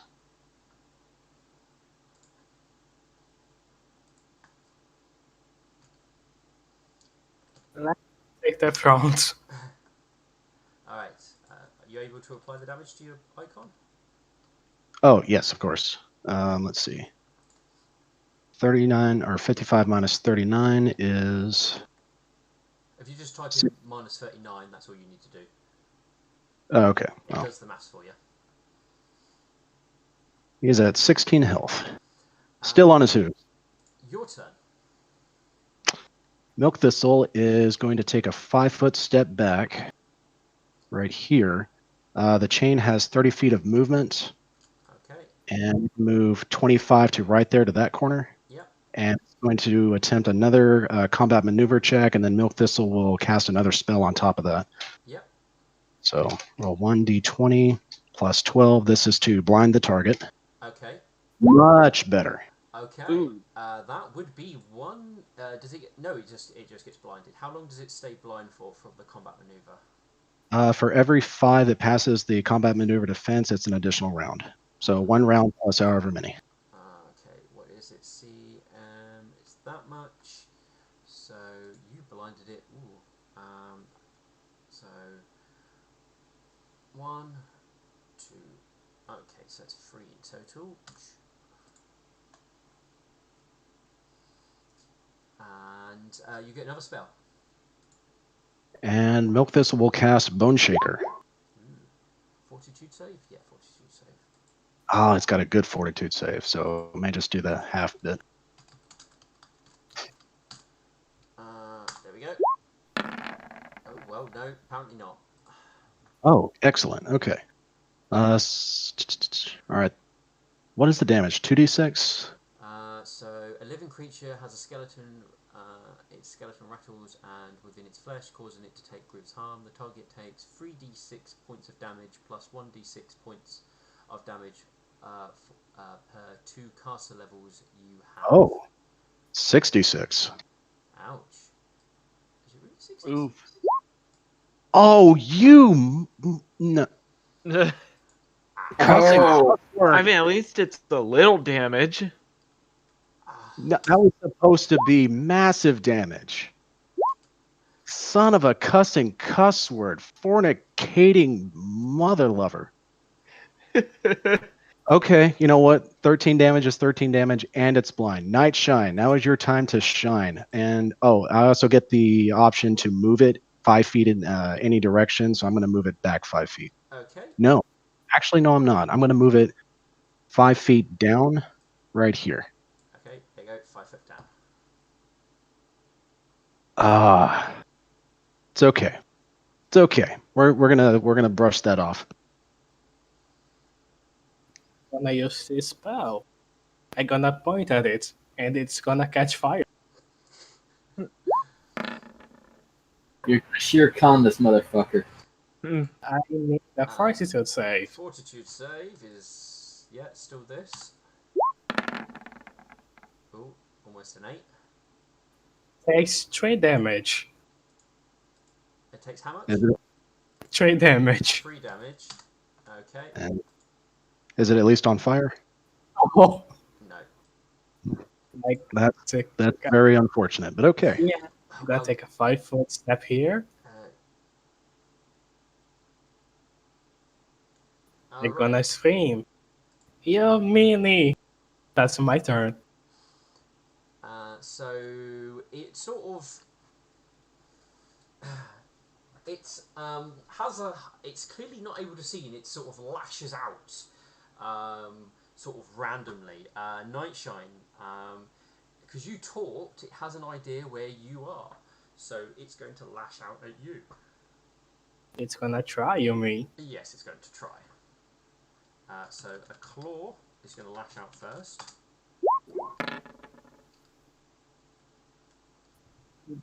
Yeah. Well, there's a 50% chance that it will miss you. Would you like high or low to miss you? Low. So 1 to a 50, it will not hit you. It misses. Uh-huh. That was its first attack. Uh-huh. I'm guessing that misses. Yes. And finally, as it tries to bite you, yeah, that will miss. Nightshine is having an arrow face. I see dodges everything. Milk Thistle. Milk Thistle. Your wizard is tanking. Let me see.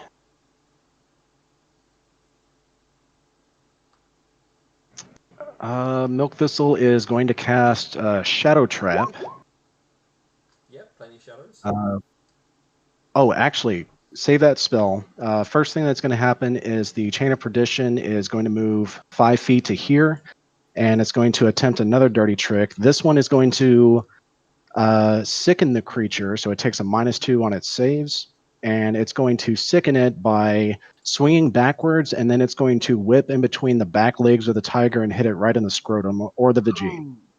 Ow! Alright, give me the combat maneuver check. 18. Afraid that's not good enough. All right.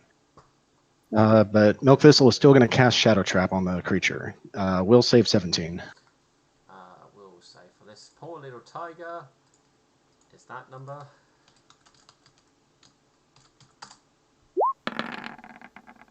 Oof. Well, it's definitely feeling very willful. All right, and then Milk Thistle takes another 5-foot step, and that's his turn. Nightshine. I going to defensively cast magic missile. Okay. Roll me your cast level check. Oh, that's true. I don't think I'm gonna fail it, but You could still roll a 1, I believe. I can't. I'm too cool. Hmm. Oh no, you could definitely fail that. You only got +6. No, it's a concentration check rather than a cast level. What you rolled a 19, which means you definitely pass. So that's 11 damage, isn't it? I'm gonna take a 5-foot step here, and as a move action, I'm gonna pull out my crowbar. Alright. this point, this thing is going to kind of very awkwardly attempt to basically stumble its way itself away from everything that's happening. So it doesn't really get very far as it's obviously kind of blind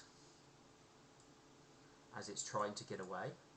So it's kind of like stumbling through the trees, trying to find for an exit, and as it rubs its eyes, trying to clear its vision.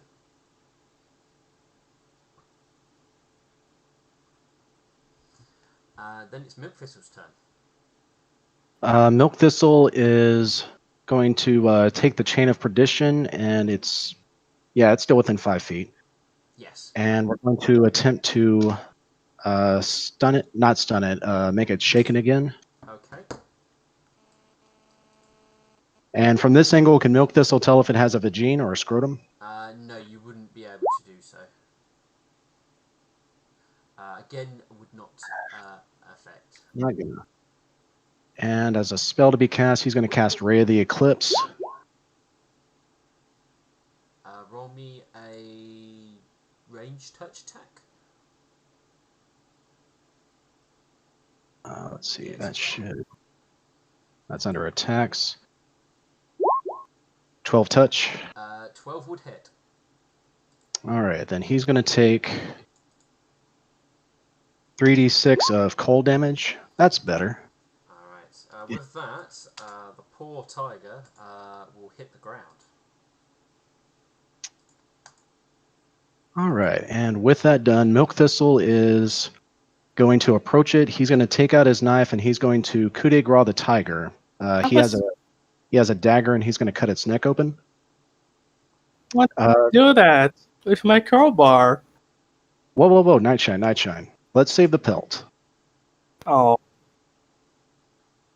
So Milk Thistle is going to take the dagger and cut from directly underneath its chin down the length of its throat, so its trachea is sliced open. Yeah, that's fine. You coup de grace it, so it's very dead. And Milk Thistle is going to skin the tiger. Roll me a survival check. 21. 21.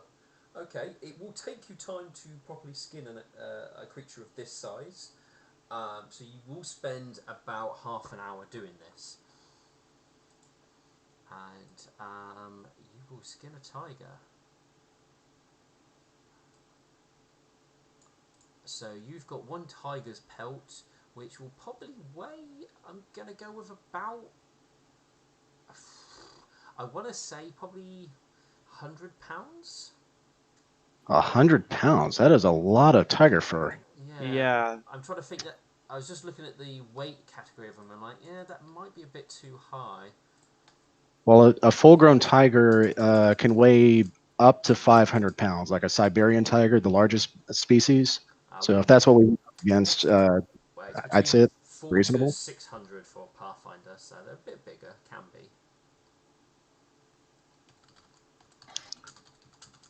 Tigers. All right. So with the tiger's pelt, Milk Thistle's going to look to Nightshine and he's going to ask, what do you think would be a more impressive trophy? The tiger's pelt with the head still in it, or just the pelt itself? that's a good question. I think you should take just a belt. Just the pelt. All right. So Milk Thistle, while he's skinning the tiger, will remove the skull and leave it there. The animals will consume the flesh, so nothing will go to waste. And we'll take the pelt, and since Milk Thistle doesn't have the next 2 weeks to tan this thing, he's just going to roll it up, put it in his bag of holding where it stays fresh, and we'll continue on our way. You should touch yourself. Milk Thistle does. He's going to, as they walk and track, use his Wand of Infernal Healing until he's back to full health. Okay. That will take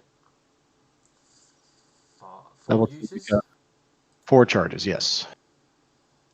Alright. So the next little bit you come across on your travels would be a sizable goblin camp that is fairly pretty much in a bad state of affairs. It clearly looks like it's there's goblins dead um, and their tents burnt and everything like that.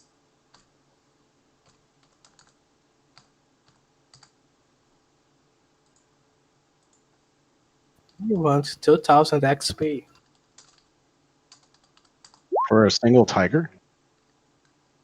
Yeah. What do you mean then for you? I'm not about Nightshine. Nightshine was incredibly helpful. What's the best? Nightshine got swiped at when, it could have been Milk Thistle. He put himself in danger to protect me. That's worth plenty of XP. I wasn't in danger. I defended myself. Alright, so you guys come across what appears to be a goblin camp that has been attacked. You do see bodies, you see slain goblin dogs, tents which have been destroyed, and a totem pole that has been badly burnt. All right. Are we seeing similar markings from the weapons we did before? Yes, you will do. All right. Looted bodies, no doubt. Yes. All right. We are still on the right track. All right. Taking note of that. Let's see. I will say though, here you do lose the tracks because there's so much chaos and everything else here. It's hard to work out where anyone has gone or anything like that.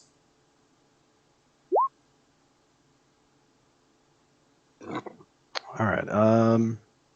If it's scattered around everywhere, there must be something in the immediate area that leads us in the right direction. So I'm going to roll a survival check to relocate the tracks. Yep.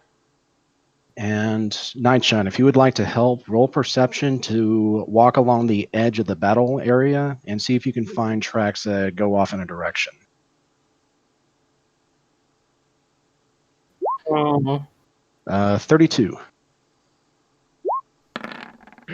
Very Tough. Very nice. All right. So you both seem to be able to make out numerous goblin tracks that have clearly scattered in many directions. But you're not looking for goblin tracks. You're looking for pony ones. You are able to make out some tracks, and you are also able to. You also do come across what appears to be blood as well. Following the tracks a little bit, you come across a area where there seems to be a bit more blood, and what appears to be a number of bloodied goblin arrows as well.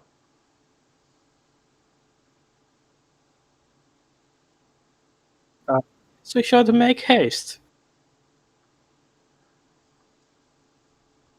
All right, so arrows and bloody tracks, correct? Yeah. All right. Bloody arrows. What are blood arrows? Are those arrows designed to make you bleed? Well, I mean, they're arrows what have clearly got blood and other body bits stuck to them. So somebody's like they've pulled them out of themselves. They're recycled arrows. I see. can we detect how old they are? How dry the blood is? That's a good question. Maybe there is some dirt above the arrows that would indicate how much has time passed. You can roll me a heal check with this one. I'm gonna. You do it, Milk. Roll to assist, please. Oh, we need it. This still may not be enough. Darn it, I should have... Nah. All right. Any... So you look it over, Milk Thistle. It's hard to tell exactly how long ago this has actually happened. I mean, your best guess based on how long goblins have looked like they've been dead, a number of days maybe. If they've been gone for 2 weeks and it's only been a number of days, then we're quickly catching up to them. They're searching very slowly and just absolutely carpeting this forest. Okay. That means we're going to catch up probably within one more day. All right. You Can we go. use You will move a hex here. Yep. And you will actually come across a campsite. It looks relatively fresh, and you do start find signs of blooded bandages and clear indications of food that's been eaten here and stuff like that.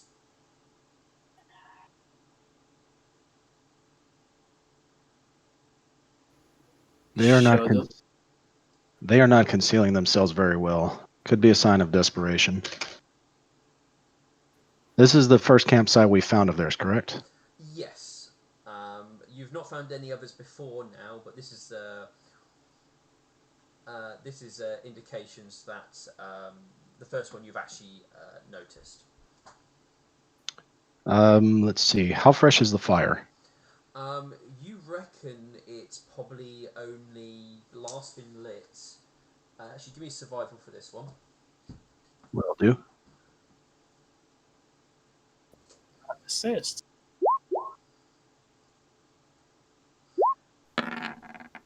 You 20. you think that it might have been used last night?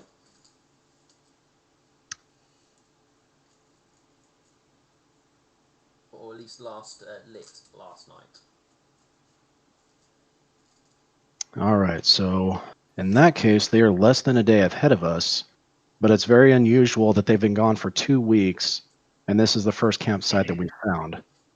Either they've been scouring nonstop, or we completely missed their campsites previously. If they're dedicated and they've just been tracking and killing goblins nonstop, that is very promising.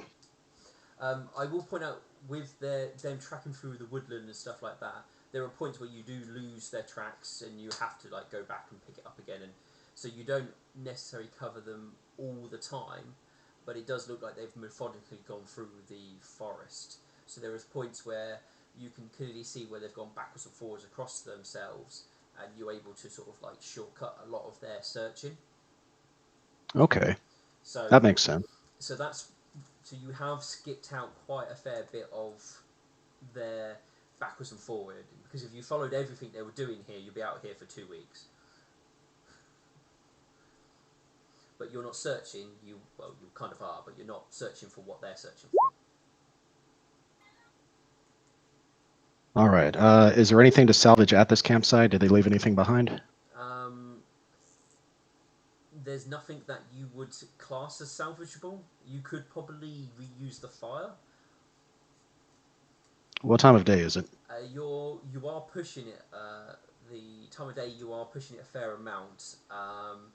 You possibly can just get one more hex if you were going at normal pace, but if you're following hoof prints, you probably won't get another hex. All right. Nightshine, I recommend we play it safe. Let's just go ahead and use this campsite. It was safe before, and we'll likely come across them tomorrow.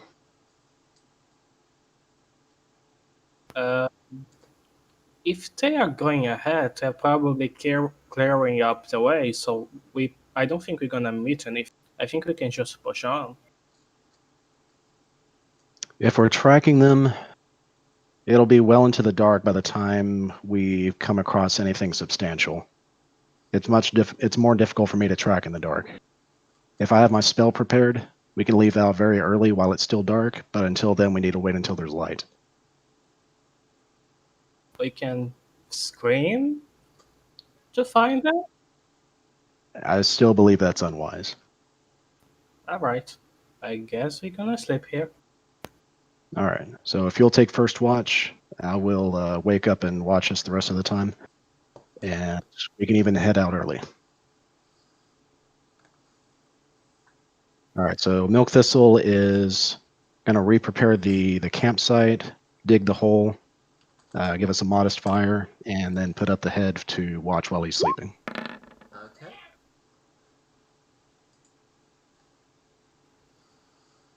Do we roll perception? I'm so. You roll. No. I need survival just for the messing around with the fire, just to see how well you can seal it. Okay, very well. So no, you guys will not need to roll your perceptions. You will be able to conceal yourself very effectively. Excellent. All right, so morning comes. I'm going to say an hour before the sun actually comes up. Milk Thistle is going to go ahead and gather food. Yep. So your survival check. Oh no. Oof. Oh, I think you are just able to get food for one person. All right. Milk Thistle has trail rations. He'll give that food to Nightshine. I also have. But thank you. All right. Chomp, chomp. I will point out you currently do not need to eat. That's right. Okay. So yeah, Nightshine, there's food for you. Jump. A Nightshine, roll me a fortitude save.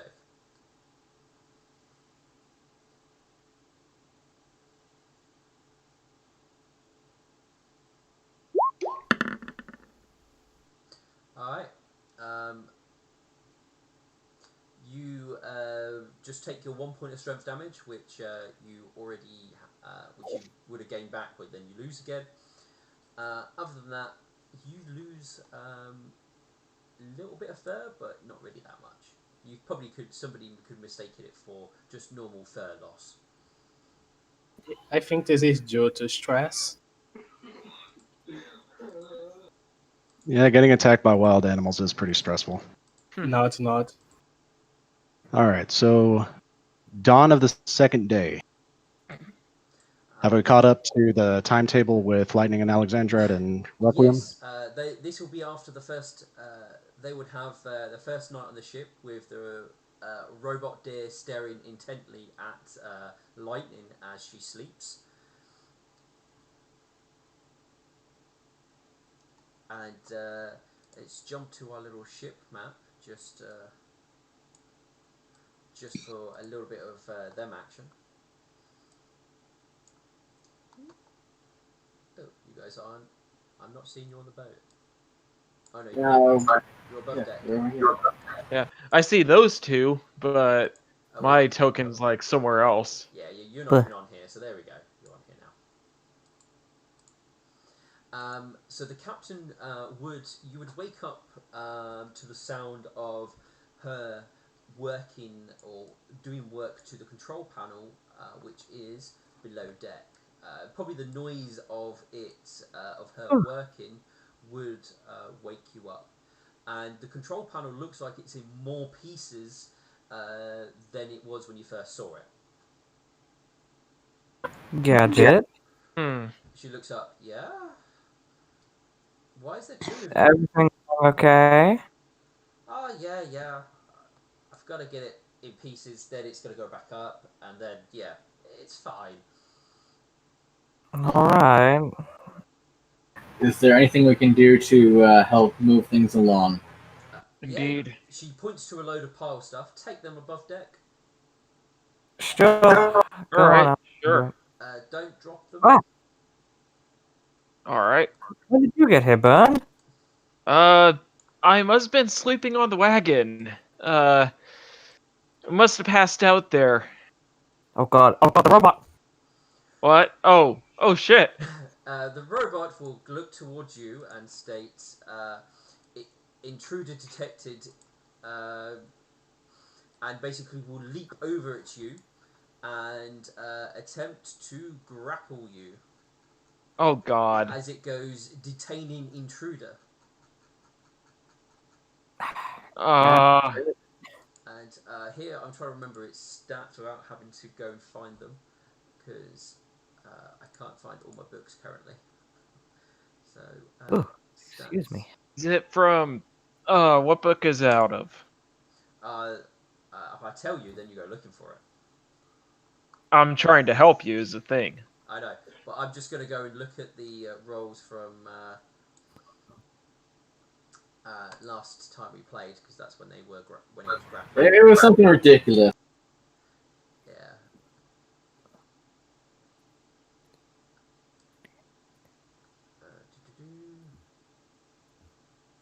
plus 12?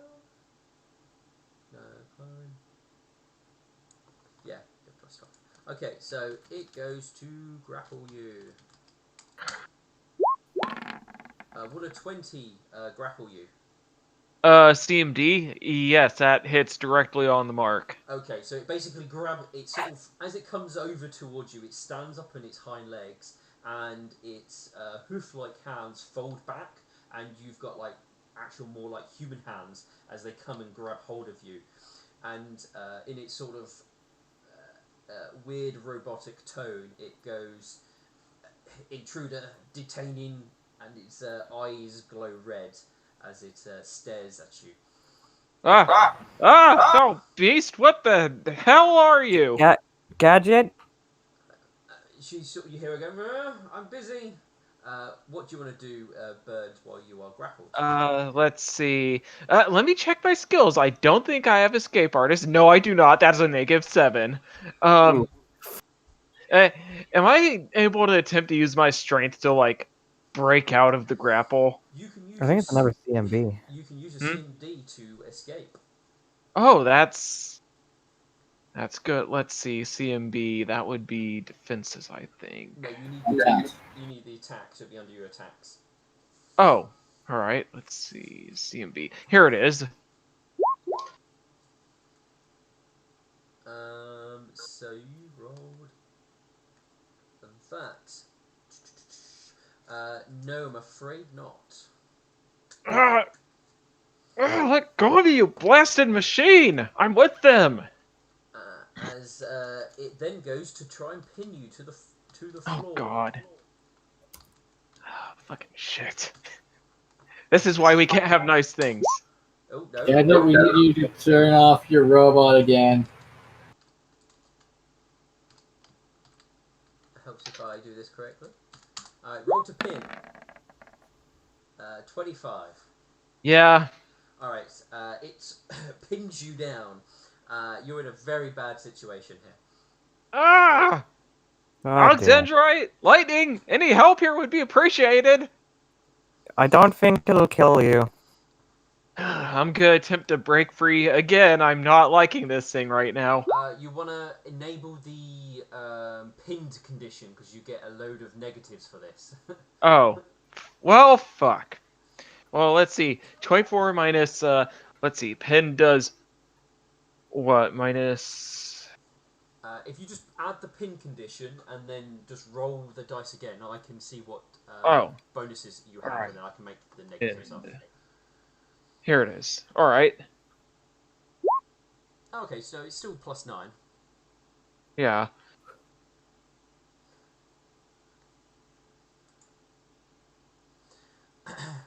You are actually able to break out of its pin condition. With that, I'm gonna move from here over here. And go, what the blast is your problem? I came with them. We're friends. We're friendlies. It just sort of looks. It sort of turns its head quickly and just goes. Intruder attempting to escape. Activating. Gadget, get up here now. Activating. What would be the word for this? Activating. Non-lethal. No. Deactivating non-lethal countermeasures. Oh. Gadget, get up here now. All right. And with that, he's like, can he see the railing right here? Yeah. All right. What he's gonna do is once I'm able to move this thing, he's gonna go, oh shit! And he jumps down. He had to. Someone help me! This thing is trying to kill me. It's not. It did kill me a while ago. But it's fixed now, kind of, except it's a little fucky. If you jump down there, Bird, you end up over here. All right. Yeah, he's like, oh, dang it! I can't get over there. Oh, you can't go through. Okay, I'll drag you over there. I forgot there's. I'm like, Okay. Yeah, There's a yeah. reason why we're up here and not downstairs where we should. I probably should Yeah. remove Well, I the mean, invisible wall. to be fair, fight or flight at times, and he doesn't realize it. This thing's with us. So this thing is going to move. It comes past you, Alexandrite. It sees you as a friendly, but technically you could attack if you want to. I'm probably not, but can I get in the way? That would be counted as a hostile action to stop something from passing. Okay, I guess not. Okay. So we'll come down here. So that was 20, 25, 30, 35, 40. So it would have moved here. Oh God. Gadget will look up and go, "Oh, what?" And she sort of looks up at the thing, goes, "It's fine." It's attacking our friend. She lets out a sigh and she starts talking in ruminant, and she gives it some odd instructions, and it will then stop attacking. At which point, it will turn around, head back upstairs, past you, and then stand and stare at lightning. Could you stop doing that? Yeah. So at this point, he's gonna poke his. Oh right, I forgot. I can't move through walls. Hold on, Uh, let me turn off he. that aspect of the map for the moment. Yeah, that would be really handy because There we Yeah. go. It's off. All right. So at this point, he walks back over right here. He peeks his head up. What is that thing? It's the thing that killed me. It what? I was with A the. while back. He I just seem to have realized it. he he rubs the back of his head with a hoof, and he's like, well, hi there. Seems to have Big-" taken a liking to me. Yeah, I could kind of see that with how it's staring at you. He I very warily examines the robot. If you touch it, it'll pin you to the floor, but it won't do anything. I see. You can roll me perception or knowledge engineering. I could do perception. I do not have knowledge engineering. I'm thinking about multi-classing in something that has it though. Yeah, what? No, no. I go, this certainly is a thing, all right. It definitely Yeah. looks like some sort of robot. That is as best you're gonna get. Do you want me to take a look at it? Sure. Alright. Oh, not much. You get exactly the same answer. Roll the fucking 2! Well, at least you didn't roll a nat 1. Yeah, but I still rolled a 2.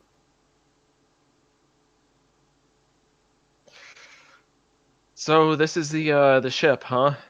Yeah. Looks Yes, ship. It looks fairly impressive from up here. Nice design. Not really an engineer, so I can't say if it's able to hold up or not. Currently, Also, it's run I've been aground. It's not on thinking water. that Currently, it's run aground. It's not on water. Ah. I've been actually thinking a little bit. Yeah. Wondering why we're putting our eggs all in one basket with Vildertown? You're breaking up there. Can you hear me? We can hear Hello? you, but you're Yeah. staticky.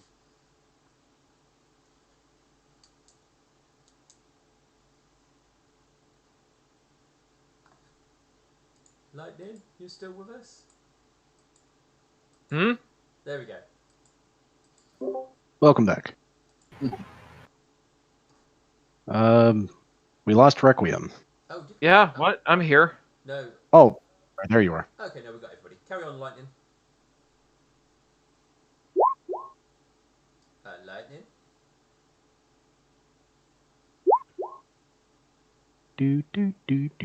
Apparently, Discord's being a fuck.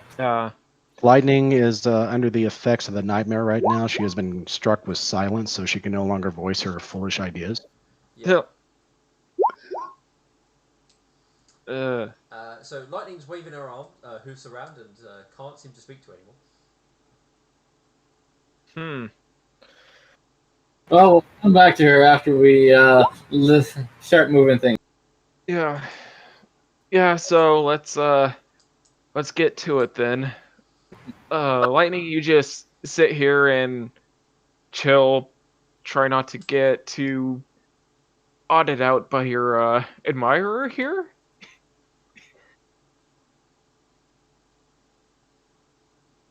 Just Man, it doesn't. Lightning has a odd reaction of things trying to kill her, then ended up like. So with carrying up the pieces, it is a. I mean, you are given various different pieces and told to obviously not break them, and basically over the course of the day, by probably just after what you would consider lunchtime, and after Swift Gadgets had a good amount of ale, the control panel from downstairs would be disassembled, and she would then start.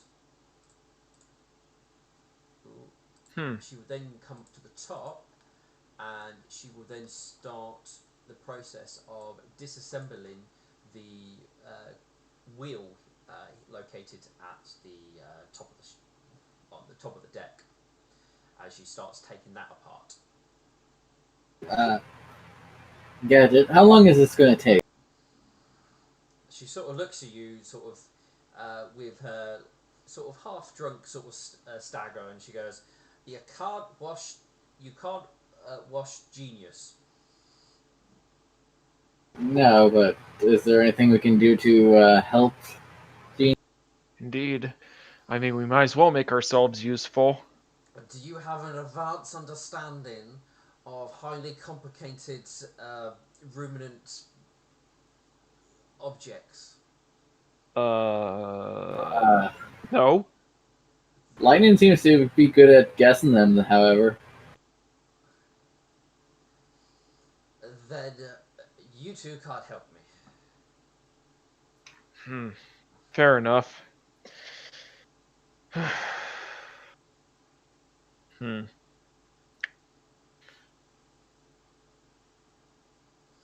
Well, seems that there's nothing we can really do right now to assist. There's no heavy lifting we can do.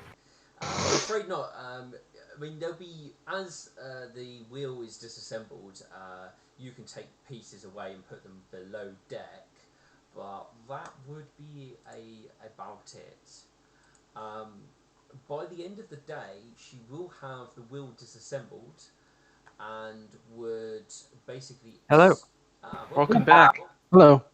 Can you hear me fine? Yeah, Yeah. All right.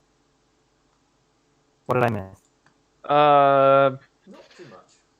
Nope. Yeah. Just that Alexandrite and Byrne can't really help too much in the disassembly of the ship. What I was actually going to say before Discord decided to do a fucky wucky was Lightning would look up at everyone, look up at the. Would look up at the I've been wondering why we're putting all our eggs in one basket with Villager Town. What? I mean, the army's massive, right?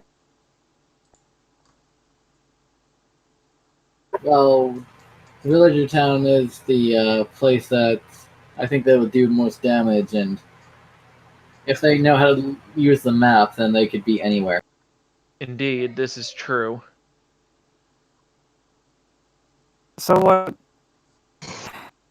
what it seems like is we're really just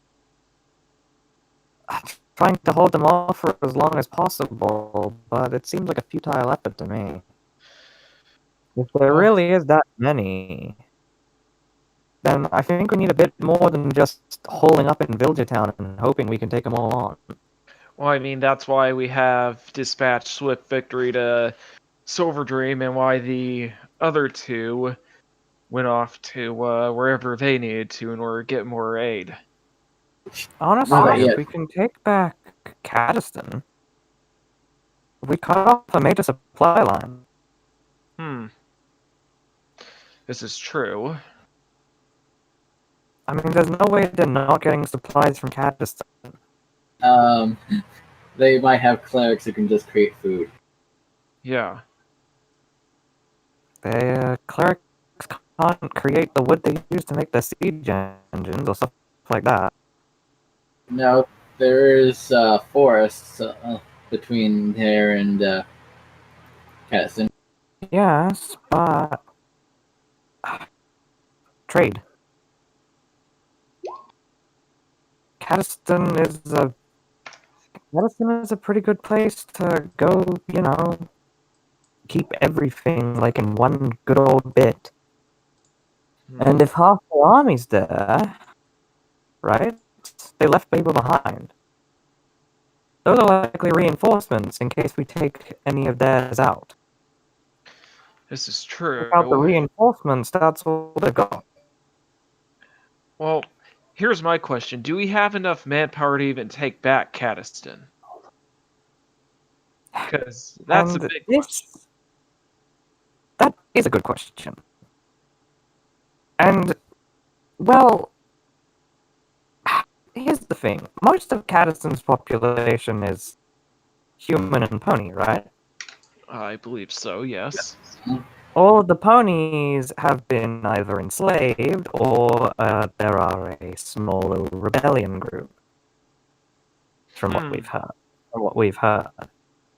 That's So, that she's still actually working and hasn't been captured and executed. so what you're saying is go there, pray and hope that there are slaves and or a rebel group they're trying to take back the city, free the slaves and or help out the rebel group, then get more reinforcements from them. And here's the thing, if we can take Caddiston, we can pincer them at Villager Town. This is true. How long would that take? And what if the army reaches Villager Town before we get back? If they can reach Villager Town, if they besiege it, we're lucky. If they're waiting them out, then we have plenty of time. Except we don't, because Villager Town is fucked. No matter what. We've got a food problem. You see her think in her head, fuck. Right, yeah, that's a thing that's been happening. So I did a little bit of digging a few weeks ago. Villager Town has a massive fucking food problem. In fact, a little birdie told me that one of the nobles is storing as much food as possible. Now, that's going to become a bit of an issue if they become besieged. I All suppose the this food is is rotting. I suppose this is true. Which means Villager Town isn't exactly the best place to be when they hit. So you're suggesting we leave them to die? No! Because if we can take back Caddiston, they don't have their reinforcements. We can pincer them. If we're lucky, we can make it in time. This is We true. have an air... Sorry. Oh, sorry, Ben. No, go on ahead. As much as Milk seems to be convinced that strengthening Villager Town is the best option, I just don't see it. Okay, well, here's the thing. We do need to strengthen Villager Town, but at the same time, if there is a rebel group or slaves that need to be freed in Caddiston, I think that we should dispatch someone or go as a collective to free Caddiston and thus gain more strength for Villagetown. We have us three, and Swift, and this robot if it wants to stop following me about. I suppose I'm not whispering. We were like, I can see why Milk and a few others were interested in hiding the airship. How the fuck are we gonna hide the airship? Above the clouds? I mean, Above the clouds. none of us are really Pegasi, so we wouldn't be, well, Mm. exception being you, Lightning, considering that the vast majority of us can't fly. Which means we need to make a safe way for you to get all to get down. Maybe have have some sort of, I don't know, lift or something. Maybe try to Rope? hide it in plain sight. Yeah, A rope would dangerous amount of rope? maybe. We could always try hiding it in plain sight. Why don't we ask the captain how the ship runs before we make a touch? She did steal it. Indeed. Hey, quick question. Sorry to interrupt. What is the main counselor's name that was being very critical of Milk Thistle during their last meeting? Duchess Lilypad. Duchess Lilypad? Yeah. Oh, interesting that it's Lilypad that was the one being critical. Thank you. Out of character, as in you shouldn't know this, but out of character, that's actually the one who I believe is storing food. Logan would relay this to Burns and Alexandria while she was talking. Well, this is interesting. Alexandria, you remember what I said about Lilypad, right? Yes. Hold on. Swift Gadget. Yeah. When the ship could fly, how did you hide it from others? I was only little, and we landed it in water, or we were just too high, no one could see us. I think. Did you go above the clouds? Yes. But you don't want to go too high. There is the occasional rock attack. If could we possibly use the ship to scout out an army without them seeing us? Maybe. We need a telescope. I mean, to see things, you need to be close-ish. If you're too far away, everything just looks like itty-bitty tiny small specks. We also don't know the technological level of this army, by the way. They could have a way to blast the ship out the sky. Do you not have a telescope, Swift? Sorry? Telescope? I sold that years ago for alcohol. Why? I didn't need it. You do now. You quote Pirates of the Caribbean. You're by far the worst pirate I've ever seen. Ever heard. How are you supposed to figure out a good spot to land if it's not in the ocean? It wasn't flying. I didn't need to know where it could land. If it wouldn't even get out of the water. Why haven't you got a telescope? Because we didn't have a flying ship until now. Well, clearly then you're not very good pirates. We're not pirates, I'm a thief! It's basically a different type of pirate. Paladin. I don't pillage and blow up fortresses in the sea and stuff like that. Well, nor have I. So that makes two of us. Well, either way, what can we expect with this thing to be able to get up and running? Like, when it comes down to its stealth capabilities. Sorry, I'm gonna be right back. Actually, well, it'll be working by tomorrow afternoonish. For stealth, we can get some leaves and put it on it.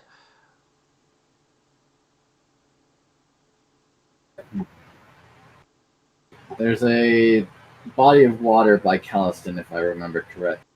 We can land the ship there, perhaps, and head through the.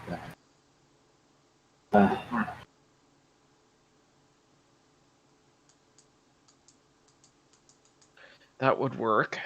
Is there anything useful you didn't sell for booze? What do you mean by useful? Uh, Anything that could help us either work this thing or perhaps get us into Cadison if we need to? I mean, it will work by this thing, as she points to the half-constructed control panel. As for getting to the city, I mean, we could fly over the wolves.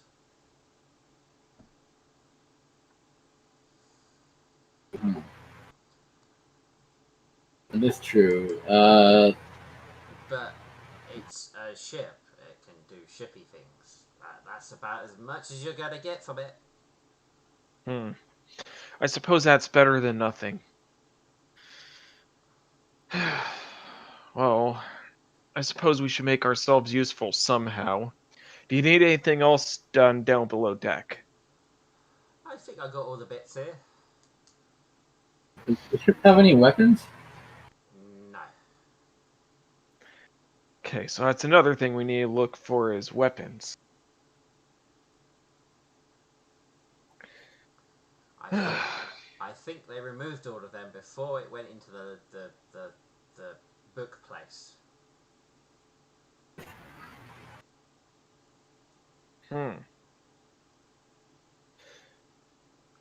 Oh. Seems like there's nothing more for us to do now, Alexandrite, than to wait. Yes. You can't rush genius, as I said. Exactly. Do as you must. You have our backing.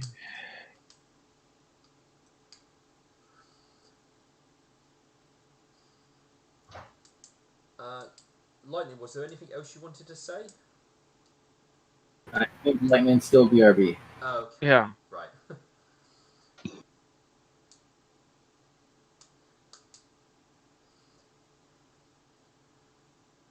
Did they say how long they'll be?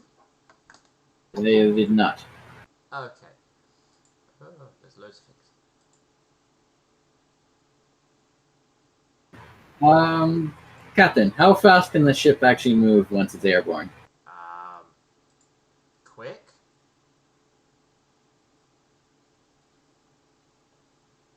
How quick is quick? I don't know.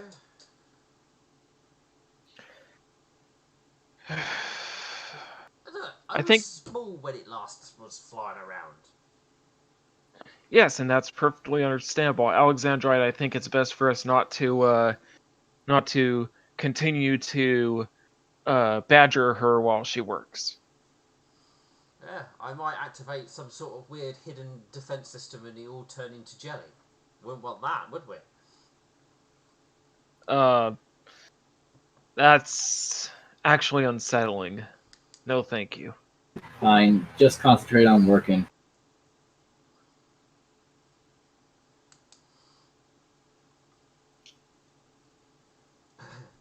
Alright, I'm going to quickly jump back to our two intrepid explorers who are walking through a forest at the moment.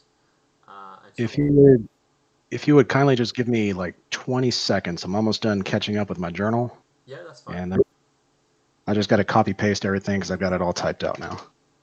No, that's fine. Character journals are so much fun to write. Yeah, if you ever want to read it from the very beginning when Milk Thistle joined, it's quite lengthy, so there's plenty to read. Just go to journal and scroll down to Milk Thistle's notes. All of this is written in Infernal, so your character wouldn't know this, but it's there if you want to read it. All right. I don't. I think only you can see it because Yeah. you haven't shared it with anyone. Well, just in case anyone ever happens to snatch it or look over the shoulder, Milk Thistle's not exactly hiding it, but it is written in Infernal. All right, and save changes. That is done. Okay, ready. All right. So let's go over here. You guys in the forest. All right, we had just woken up. Nightshine got the day's food, so we're ready to travel. And some of his hair fell out. All good. All right. Do you guys want to pick up the trail again? Affirmative. 31. Okay, so 31 is a popular number for me today. it is. You are able to find the trail pretty easily. It definitely seems a lot more fresher as you follow it from the campsite.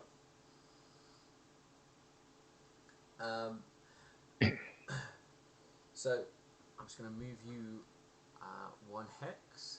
So as you are following these particular tracks, one thing does strike you as a little bit different. Where previously it's been clear that they've been searching, this time around it seems more like they're making a direct line rather than wandering around anywhere. Milk Thistle suddenly becomes very agitated and he frowns. Did we just walk in a big circle while they returned to town? Yeah. Milk Thistle just takes a moment to sit down and rubs his temples. Also, remember to heal 6 hit points. Yes, he is healed back all the way. All right, let us return to town, Nightshine. Shh. Okay. At least we got some XP. Yeah, we did. You didn't quite horribly die. Alright, so I mean, you follow the tracks, and it becomes clear that, as you obviously realise, it appears they are heading back to town.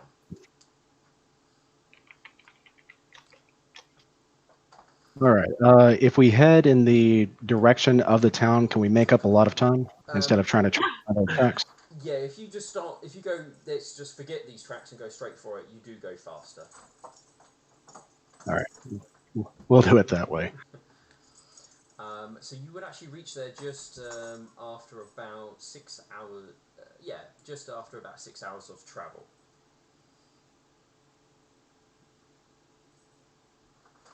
All right.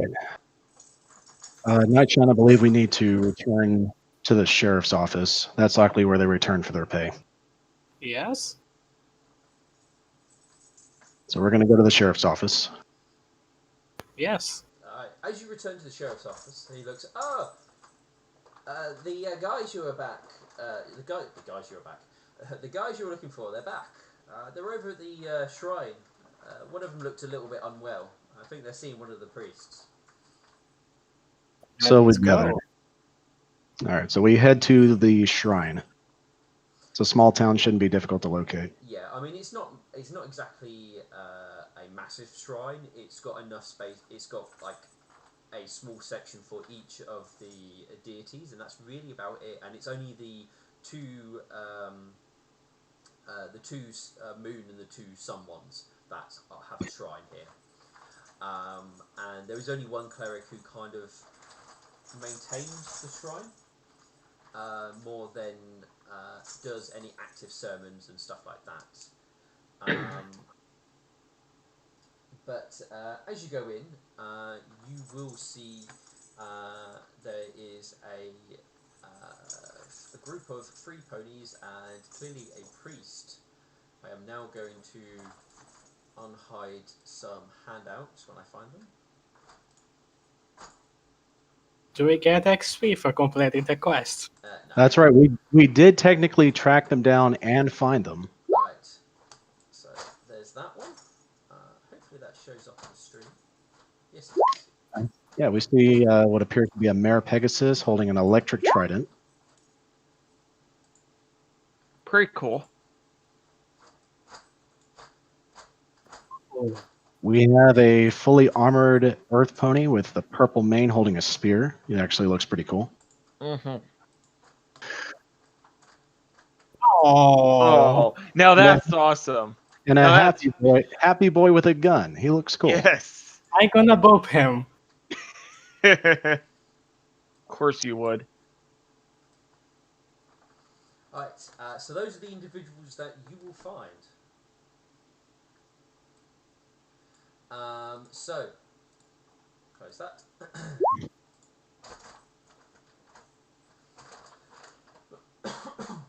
Alright, so they are there currently talking to the priest. It appears that the one who's got the gun, he seems to have a nasty bite to one of his legs, and it seems to sort of be festering, and it's currently being looked at and treated with a number of more alchemical remedies.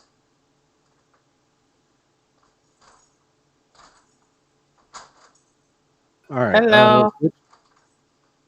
Yeah, let's go up and greet him. I assume you go up and greet them with Nightshine's nice and friendly hello, as they sort of all sort of turn and look at you for a moment, a little bit of a puzzled look.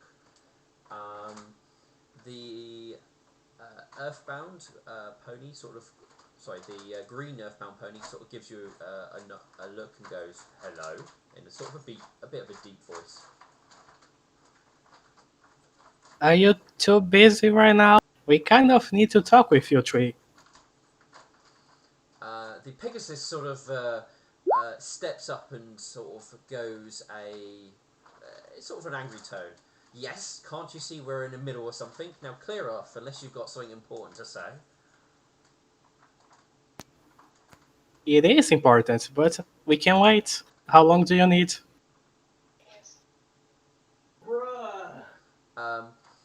She sort of snaps her head round.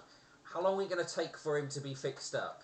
The priest sort of goes, well, I mean, these sort of remedies take longer, so it'll probably be a day, maybe two, before we know if his disease is gone. She gives out a bit of a ugh. We don't have time for that. What we do? Milk Thistle pulls out a wand. I can heal all of your injuries right now, and by 1 o'clock tomorrow morning, I can have you cured of your disease. We need your attention now. The Pegasus goes, look, this is service. Right, start talking.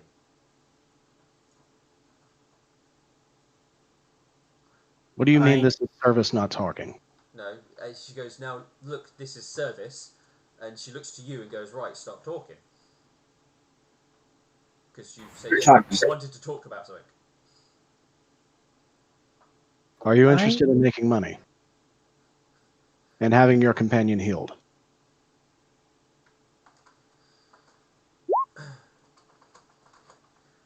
Does Blaze spit fireballs? I think so. Then you'll want to talk to us. Well, aren't we already? We have a contract for you back in Villager Town. We need you to train a militia and also lead them. There's an army on its way, and we need them up and ready to fight them.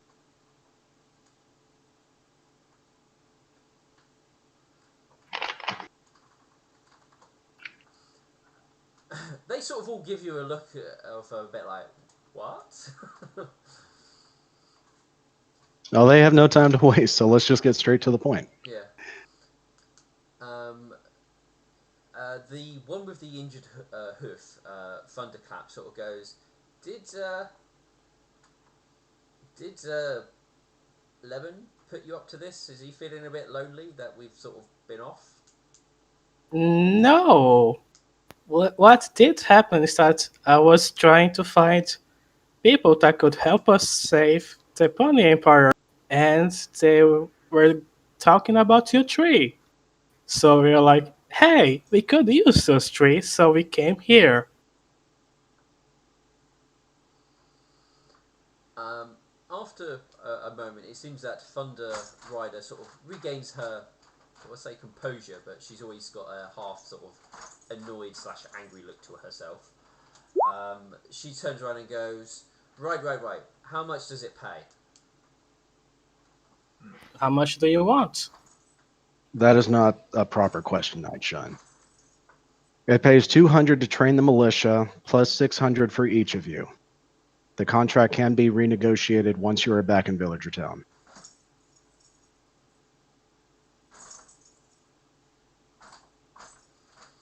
Hmm. I mean, just for training, that'll probably suit it.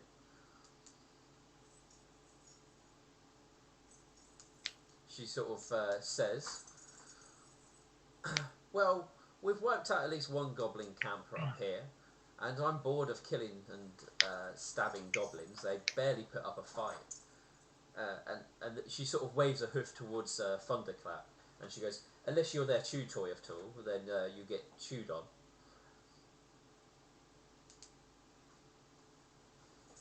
Let me see that bite wound. He he holds the bite at you. It looks like something like a dog has had a good nibble on his leg.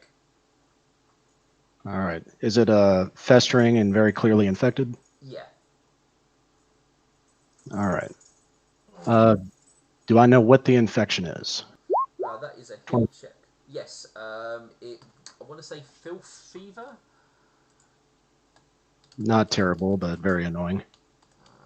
I think it's All filth right. fever. I just got to double check.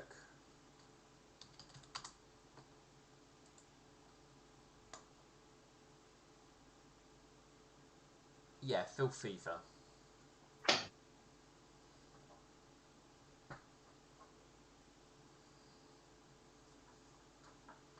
All right.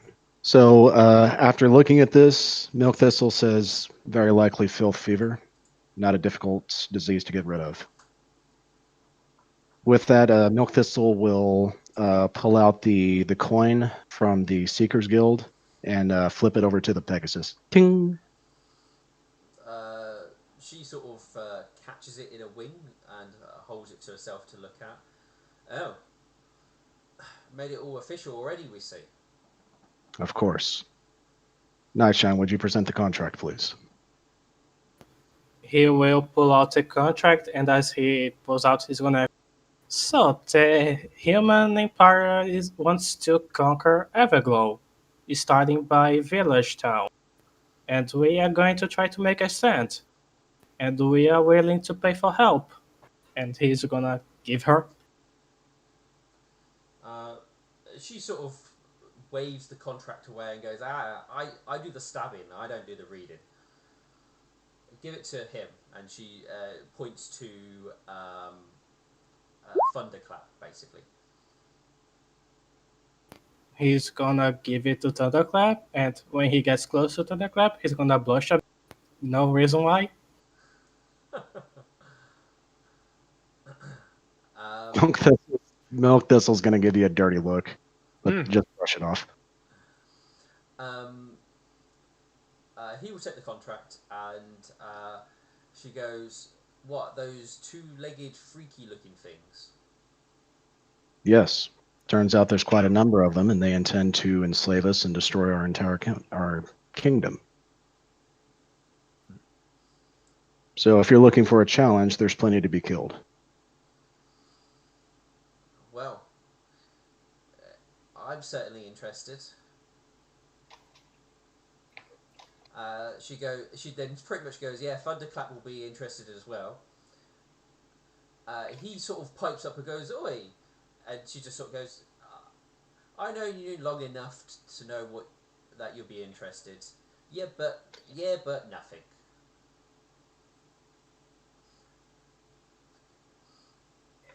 Just because you're older, yeah, and they have a small little sort of sibling squabble between each other. Um, Oh, Hmm. as um, as they're having their little squabble, um, the green pony, who's mostly been fairly silent, um, steps up and again talks with a sort of a more of a deep voice and goes, "So you're working on behalf of the city then? Bet you spoke of the temple more." we are working on the behalf of Everglow itself. The people who will pay for the job is the city.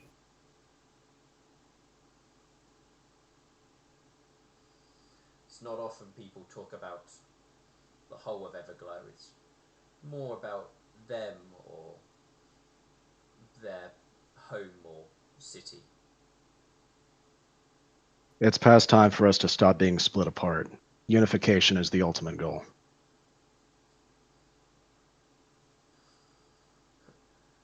He gives sort of a half smile. Well, I wish you luck with your bold action.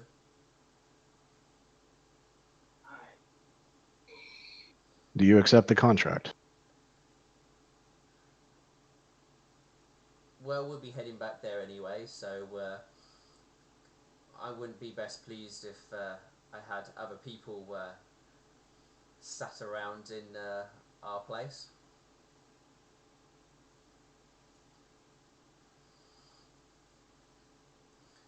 So yeah, I'm pretty sure we'll return once them two have finished scrubbling.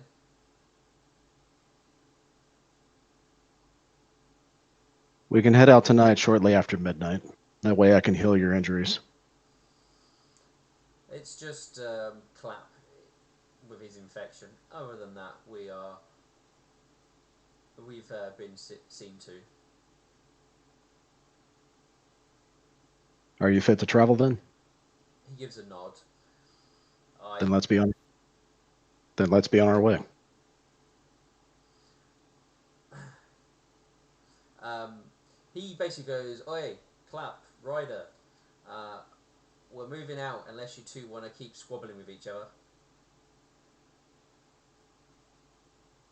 Now Um, the green one I'm speaking to right now, that's Iron Hooves, correct? yes.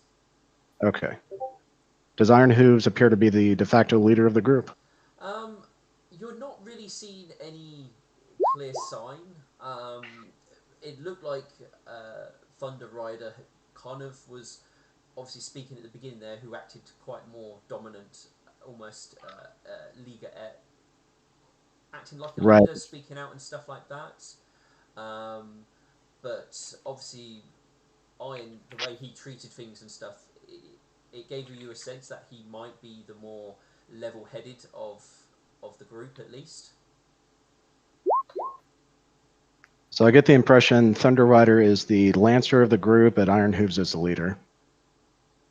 So Thunderclap, guessing that's her little brother since she's bossing him around.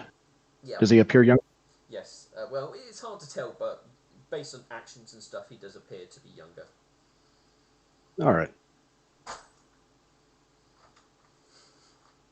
All right. So you guys are going to start making your way back. So we can use a teleport scroll, but one person would need to stay behind and walk there or fly there. Iron goes, "I will be able to make it back myself. I can conclude business here and meet you all there."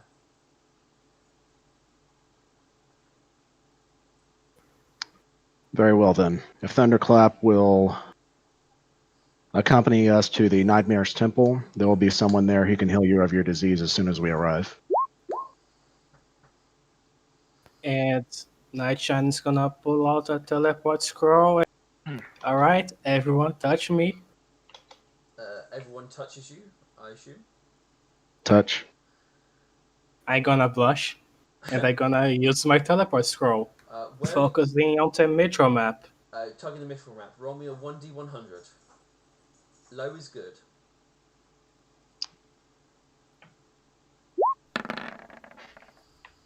Alright, you appear at the entrance of the maze.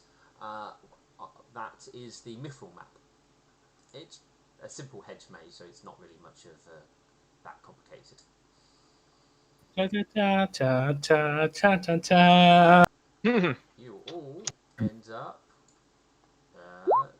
here. All right. And Milk Thistle's back to full health. And he says, please accompany me to the temple. And he's going to lead them to the Nightmare Temple. What time of day is it? So you guys have probably got 6 hours of travel. So it's what I would say 3, 4 in the afternoon. All right. We'll probably have some early risers of the clerical order. We never did establish how many clerics or other warriors and servants are inside the Nightmare Temple, other than Midnight Vision himself. Yeah, I don't think I've got the exact breakdown of each temple. I think I've only got the overall numbers of the whole city, basically. Okay. Is Midnight Vision awake yet? He might be an early riser. No, he there will be normally a set priest on during the sort of the daylight hours. He will normally rise with the setting of the sun.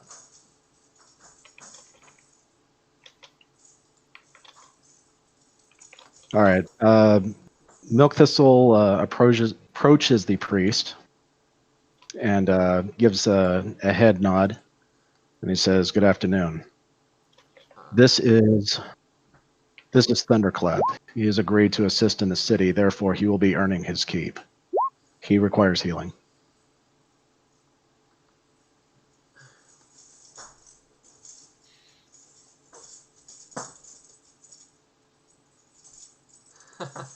Sorry, I just got a whisper.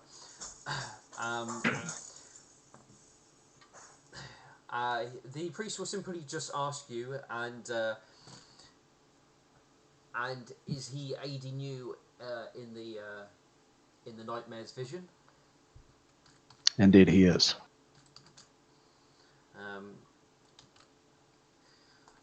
We will see to it that he receives the aid that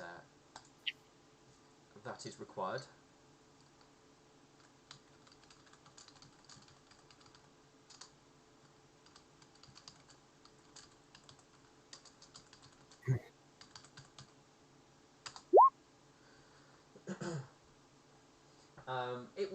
It will take a little bit of time as they need to secure somebody who can do the right spell, and once they have somebody who does remove disease, they will be able to remove the disease off him.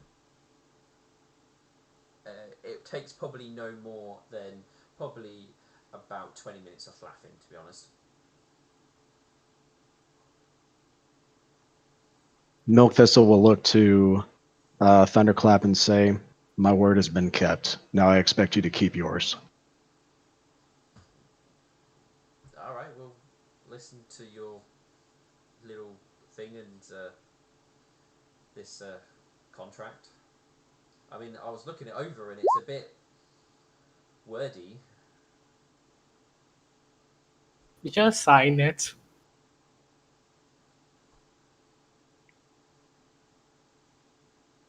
Well, we need to go and we need to go back to the Seekers, formally accept the quest and sign the book to indicate that we have taken contract over it. At least before anyone else lays claim. But I doubt anyone else is going to turn up there. Then we'll accompany you to assure it's done.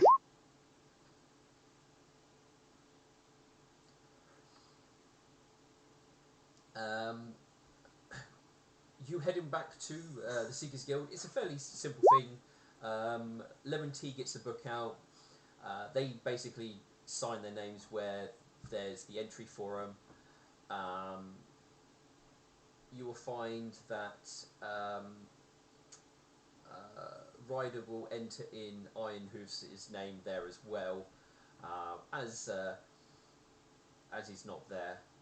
She simply go, you won't mind. I signed him up to a lot worse.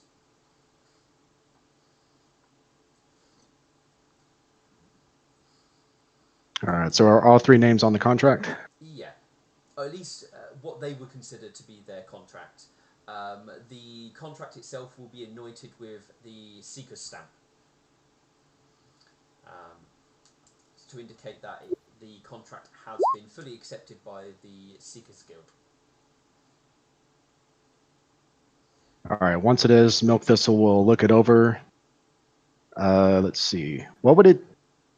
I highly doubt this, but Milk Thistle is just being very, very thorough. What does it take to check if that's invisible ink they're signing with? Would perception no? I wouldn't have thought so. It'd be more of coming back after it's visible again, I think.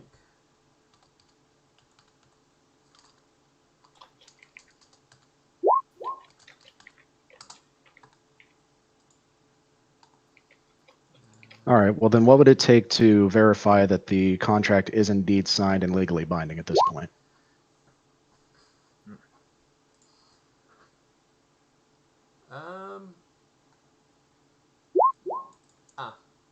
You can roll me a knowledge alchemy. Oh, sorry. To know how you work out with, or knowledge arcana to know how to work out if it is invisible.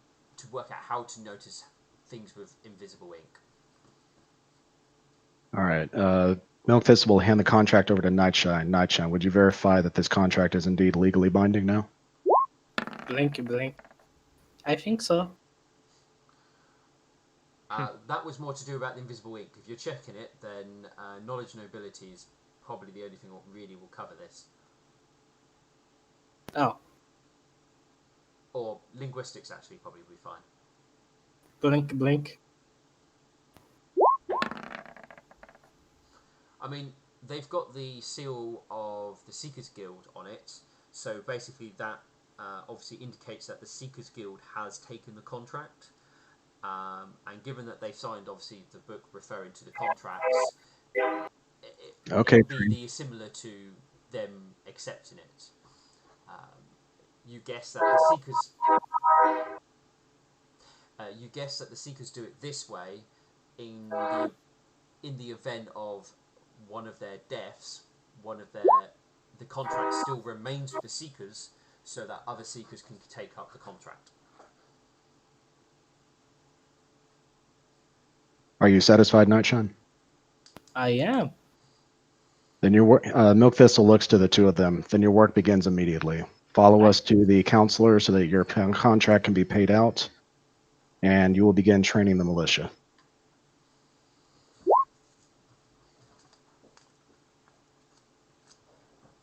So Milk Thistle is going to lead them back to the counselor who originally signed the contract, so that way he can verify that we fulfilled our end. So you're going to go to his home. Go back to his home? Yep.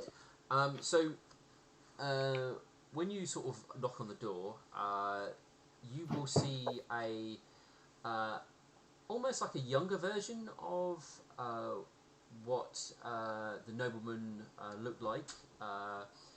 Except for, other than him looking younger than him, he looks almost like he's well groomed.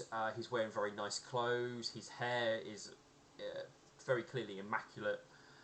Somebody who looks after his appearance very well, and he sort of almost looks down upon you as he opens the door.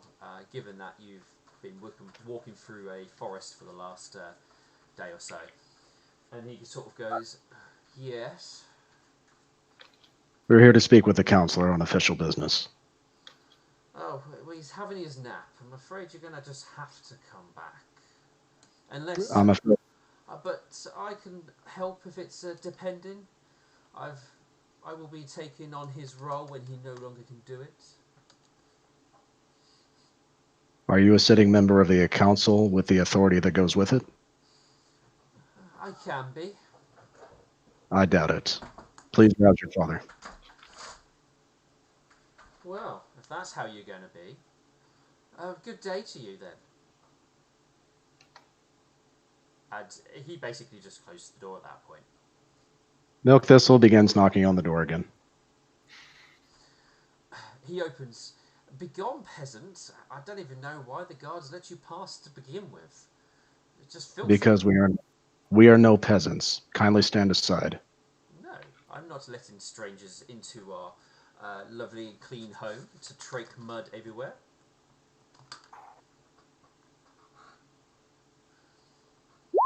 Let's see. What is... Oh, fastidiousness. That's a spell I should have been casting every single morning. So Milk Thistle looks at his appearance and casts fastidiousness.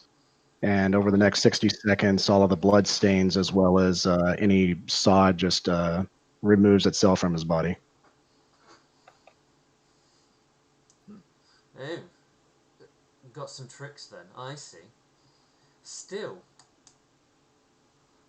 I'm I still no need to let you in just because you demand to see my grandfather. Oh no, sorry, demand to see my father.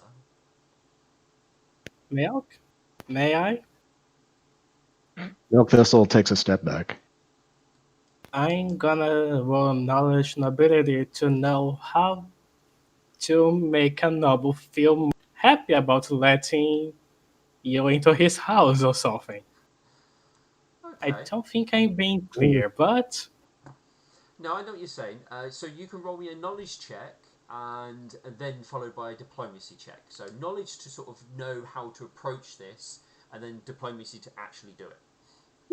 yes. Is that I'm your gonna add my 1d6. okay? Boo! You think you've got 16. some ideas of how to put this forward? Uh, your diplomacy might still save you. My dearest, Oh dear. can Oh, we come inside? Please. oh no. We need talk father, yours. Yo, we need to speak to your daddy. Yo, Holmes. Hey, yo, what's going on? It's your boy Nightshine here, back at it again with another reaction video. He simply goes, I'm just summoning the guards. If you're still here, I'm sure they'll beat you into submission and drag your drooling butts out of this place. He closes the door, and you actually notice something kind of light up higher up on the building. What is it? It's almost like a beacon of a sort. Like it's obviously lighting up to try and get people's attention. It's one of the taller points, so you get a feeling that it would be able to be seen from, say, the guardhouse. Let's wait. Mm. I get the feeling that was the alarm. After No. after a very short about 30 seconds, two guards sort of come very hurrying along. Upon seeing obviously you there, they sort of slow to a walk and come over. Having trouble? We have a contract to deliver to the counselor, and the son is being most uncooperative. Ah, yeah. He's a difficult one to deal with. You're they sort of you're better off talking to uh, the captain. He will probably be able to do most things. Uh, the old guy, he's good when he's lucid, but he's uh, he's not always with it. And if his son's playing playing like he's in charge again, then we won't be able to get you through that door. The captain might be able to. I'll try once more. Please wait here. So Milk Thistle's going to knock on the door again. More raspy this time.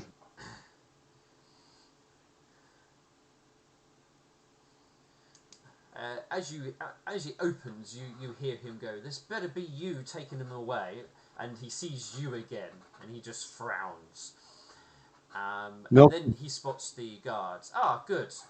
Remove them from my sight. silence. Milk Thistle holds its hoof up. You are No, interfering with official council business. Keep I your mouth shut. no. You You are are the also ones to currently keep your mouth silence shut. your mouth, Jur. I, You are drawing the ire of the nightmare as well. So I if do you do not not want to care bring about your dishonor deed. to your name and to your house, you will step aside and allow us conduct our business. I will not dare step aside from a peasant such as yourself. Let me check. Ooh. Let me check that one. Hey, he's angry at someone other than lightning. Hmm.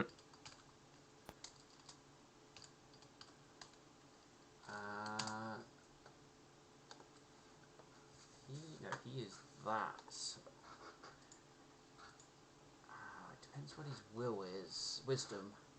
I highly suspect a vapid, troublesome child who's just vain, concerned about his appearance, and is trying to egotistically take over his father's duties before it's his time.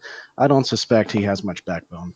No, I've got some stats for him. So just for some basic stuff. So I just want to see what his wisdom is.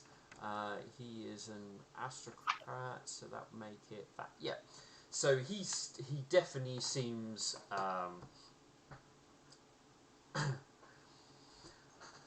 He definitely seems shook up at your sudden sort of thing, and he sort of quickly sort of goes, "Guards, get rid of him before I report you for inaction." The Now, guards are fulfilling their duty to your father, as you should. and I told you, he is napping. Wake him. I am not waking him. Then step aside, and I shall. No, I will not allow you into my home. He's not saying it as probably as assertive as I am. He's definitely probably a little bit break up in his voice, and he's definitely feeling a little bit unsure. You can definitely get the sense that he's afraid, but he's still trying to act the tough guy, but it's not coming across like that. But he's obviously trying. Do you believe you are comfortable and safe inside your home? How comfortable and safe are you inside of your mind?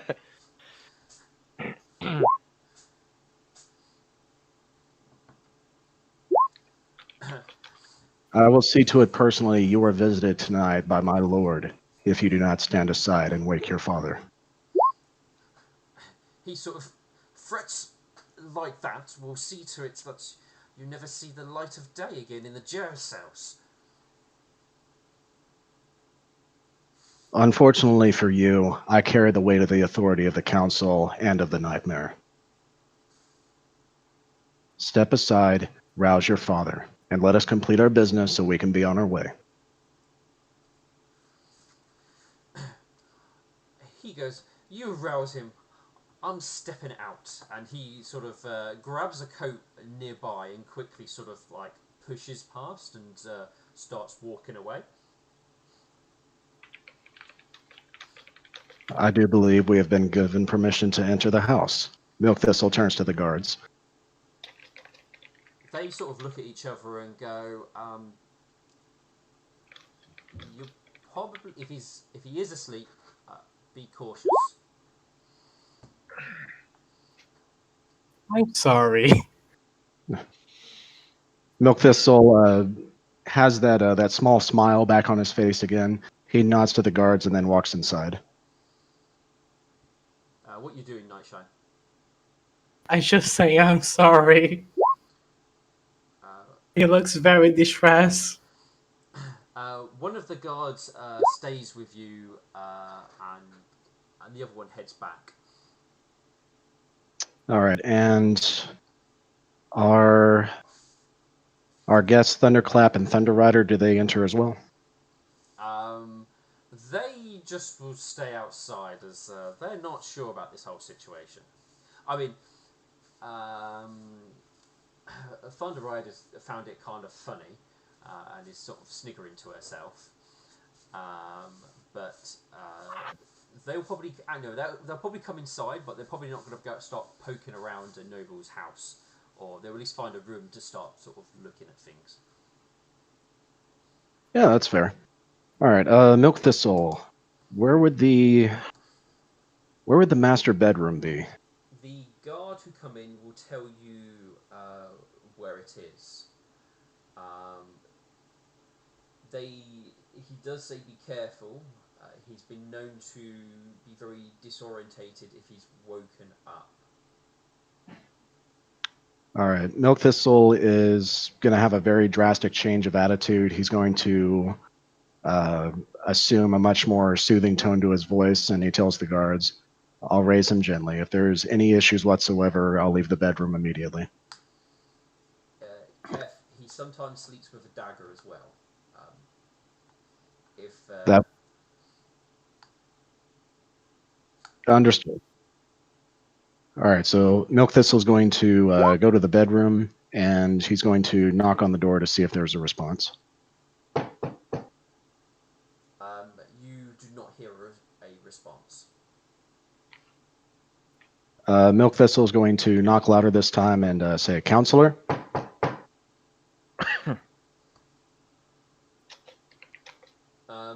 You hear a noise from inside. It does sound like a voice, but it's kind of like highly muffled.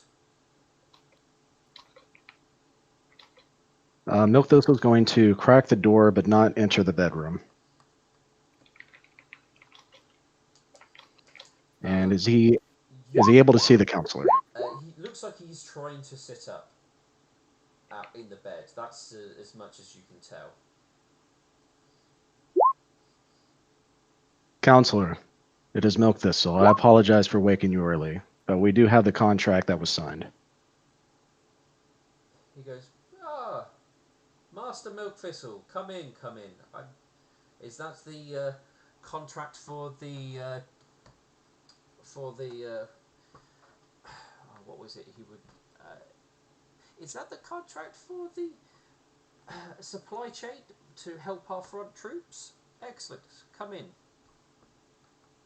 Milk Thistle enters. Actually, sir, this is the contract for the mercenaries that will be training the militia. Oh, we're hiring mercenaries now to help against those orcs. I suppose we need every hoof available. Yes, sir. 2 of the 3 are waiting for you outside in your room, or waiting outside in the waiting area. The 3rd one will be traveling here on foot and should be here within 2 days. Oh, good. Go and fetch my dress uniform, and I will inspect the troops directly. Is there I forget what it's called, not a vanity set, but a closet? Yes. All right. Milk Thistle will open it up. Which one looks like a dress uniform? You've actually, surprisingly enough, you've actually got a few which look like a dress uniform. You probably look like a more simple one. One that definitely looks what somebody would wear if they're like on dress parade and stuff. And then you have one which is more what you would expect if somebody was going to meet the Queen. What seems to bear a number of like badges and not badges. Like pins and awards on them. It definitely looks more highly embellished than the rest.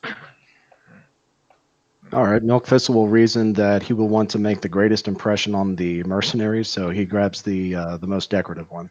Okay.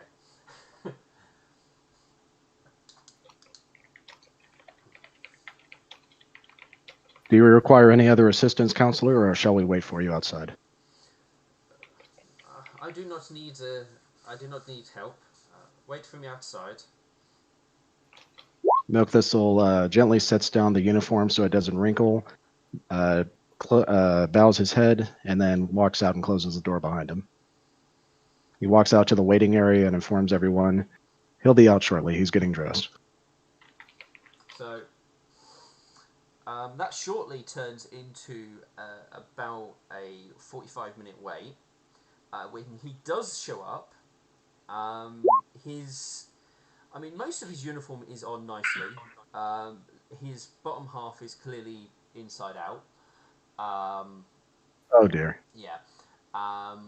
And it's a little bit obscure, but he's definitely dressed. And I mean, if you don't look too closely, you might not always notice. Um, he comes in a little bit. He goes, "Attention, soldiers!" Uh, at which point, both the funders kind of look at each other like, "What?" He's referring to you two.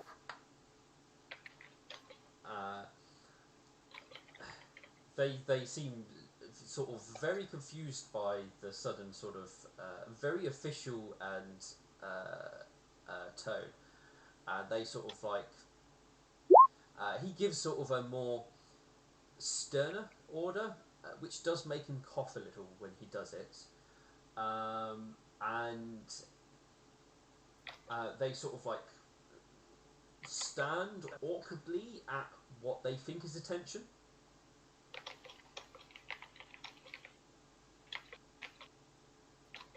How close are their hooves together? The Thunderclaps is definitely more closer together. Thunder Rider's more just sort of standing, sort of loosely more relaxed. Milk Thistle approaches Thunderclap and begins nudging his hooves together until they're touching, and then he raises his neck up to where he's standing up straight and lowers his chin just slightly. Does he cooperate? It's Thunder Rider who's the one who's sort of really relaxed. He adjusts Thunderclap and then looks to Thunder Rider and says, "This is the one who is responsible for paying you. I suggest you do as he says."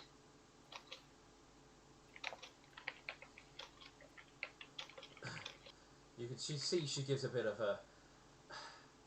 If I'm going to have to be dressing plain city buggers all day, then I might reconsider this. And she does it. And when they sort of reach his level of satisfaction, he begins to basically almost march up and down, and he seems to start giving orders, and he seems to be indicating that the orcs have been given us a hell of a time, but but clearly it's now the moment where we can start pushing back against the Green Menace from the west, and we can secure the what's it called? Secure the Nickerville's borders once and for all. You broke up right at the end still. Secure the what? Secure the Nickerville's borders once and for all. I see. Milk Thistle will go over to Thunder Rider and whisper to her, "This isn't what you are here for. It's to train the militia to fight against a human army." So, my he gestures towards Milk Thistle. Sergeant Milk Tissue will be overseeing your direct stagements, and you will follow all his directions.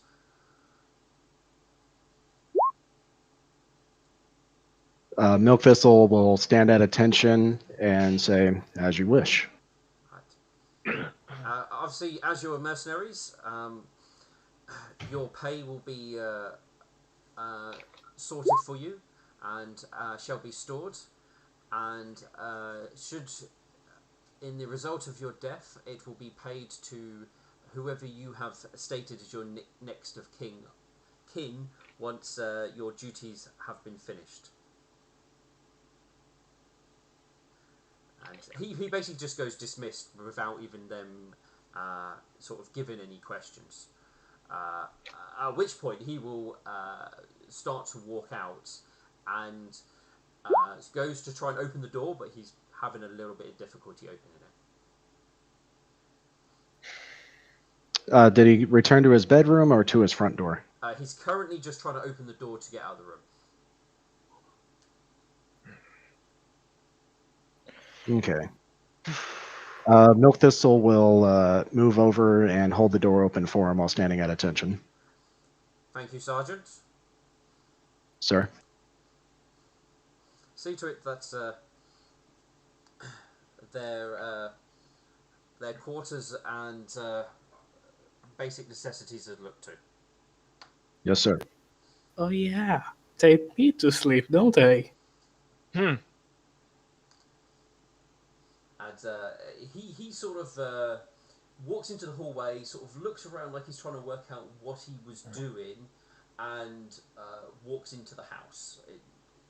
Not upstairs, but obviously further into the house.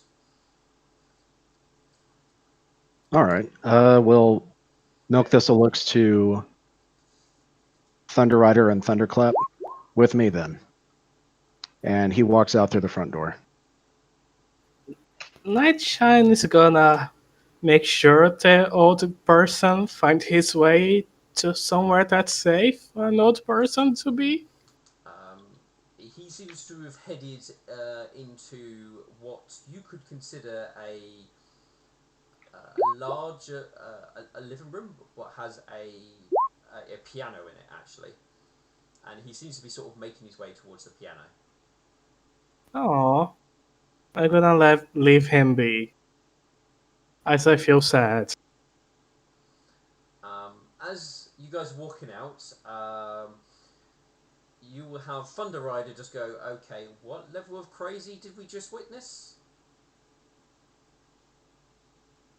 Regardless of the counselor's mental state, he is responsible for paying out the contract, and he has directly put me in charge of both of you. All three of you, in fact, since you all three signed the contract. So my orders are simple. Train this militia. Train them and be ready to fight. Train them in espionage. Train them how to sneak. Train them how to set traps. Train them how to fight. Everyone must be ready whenever the army arrives. You will lead them when that happens. Is that understood? Cheers. Alright then, Sergeant Milk Tissue. Milk Thistle to you.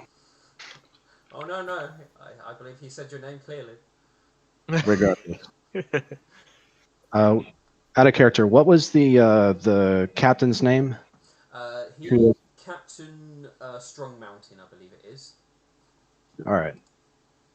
Milk Thistle will lead them to Captain Strong Mountain, and he's at He'll be at the training grounds. The training grounds. They seem to be sort of winding down for the evening by the looks of things, or wind down for the day. All right. But he will see you enter in, and he will head his way over and come and speak to you. All right. Milk Thistle says, "Good evening, Captain. This is Thunder Rider and Thunderclap, two of the three mercenaries that will be training the militia. I've been given command of them by the counselor, so they will be housed here in the barracks. Make sure they're able to have all the facilities they need to begin training the militia." Alright then. Well, we'll see what they've got and what we can put them to. The captain sort of looks to Thunderclap and goes, and points to the fact that he has a rather odd-looking gun to him, and he goes, "Do you know how to handle the larger versions of those?" He gives a nod, and he goes, "Good. We've got some cannons that could use some looking at. With your help, we might even be able to use them." That seems to make Thunderclap day just got a whole lot brighter.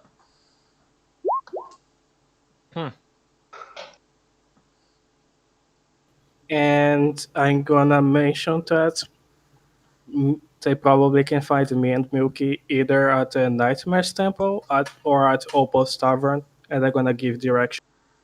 Yeah, I mean, Villager Town actually has a whole address system for each and house numbers, so it's actually very easy to find places here. As long as you've got an address. All right. Milk Thistle is okay. Milk Thistle looks to Thunder Rider and Thunderclap. As for your food and water, all of that will be provided to you by the Nightmare Temple. You will be serving them as well as the city. Is that understood?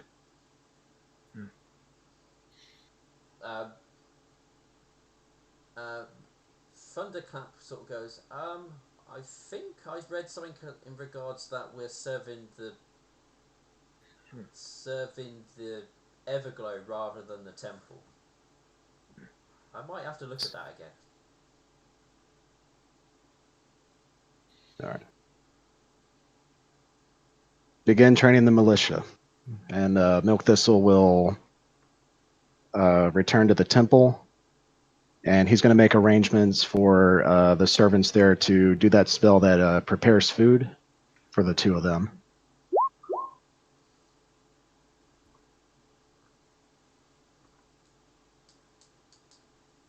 So, out of character, we had letters to Clovenham, and I think there was another place. Was it to Malmouse Reach?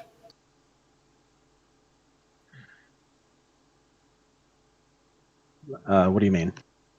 We had letters to call for help, but it was Clovenhaven and Malmouse Reach? Or it was St. Moon's Reach? St. Moon's Reach. St. Moon's Reach. We should see if there's any sign of Alexandrite and Lightning's return. Cool. On that cue, we will jump quickly back to our boat crew. Boat crew. We discussed dust explosions. Boat crew. All right. Oh, before you get into this, we successfully found them. That should be worth a few hundred XP. And we got them to sign the contract. That should definitely be worth a few hundred more. And I fucked up the contract. XP's worth, huh? And we successfully intimidated a noble's son who was being an ass. And we were Really a good thing. Who next time he ends up being an ass is gonna get his ass kicked. And we found a new party. Da, da, da, da. A new party. so much success. Well, this is all adding to the success of Villager Town survival. So all of this comes down to the Villager Town survival XP fund. So No. We found them and got them to sign the contract. That was the objective. That should be worth If Build Town can level up, it only increases its chance of survival, huh? I mean, it could become a wizard.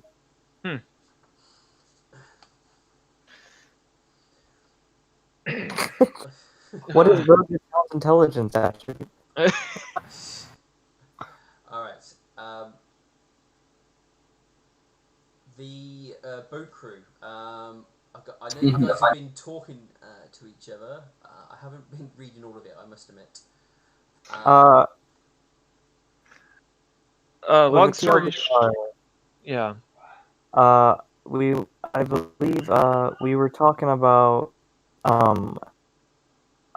Lightning was talking about what we would do if we come back to Villager Town and the army's already there. Would we retreat to live another day to fight back, or would we go in?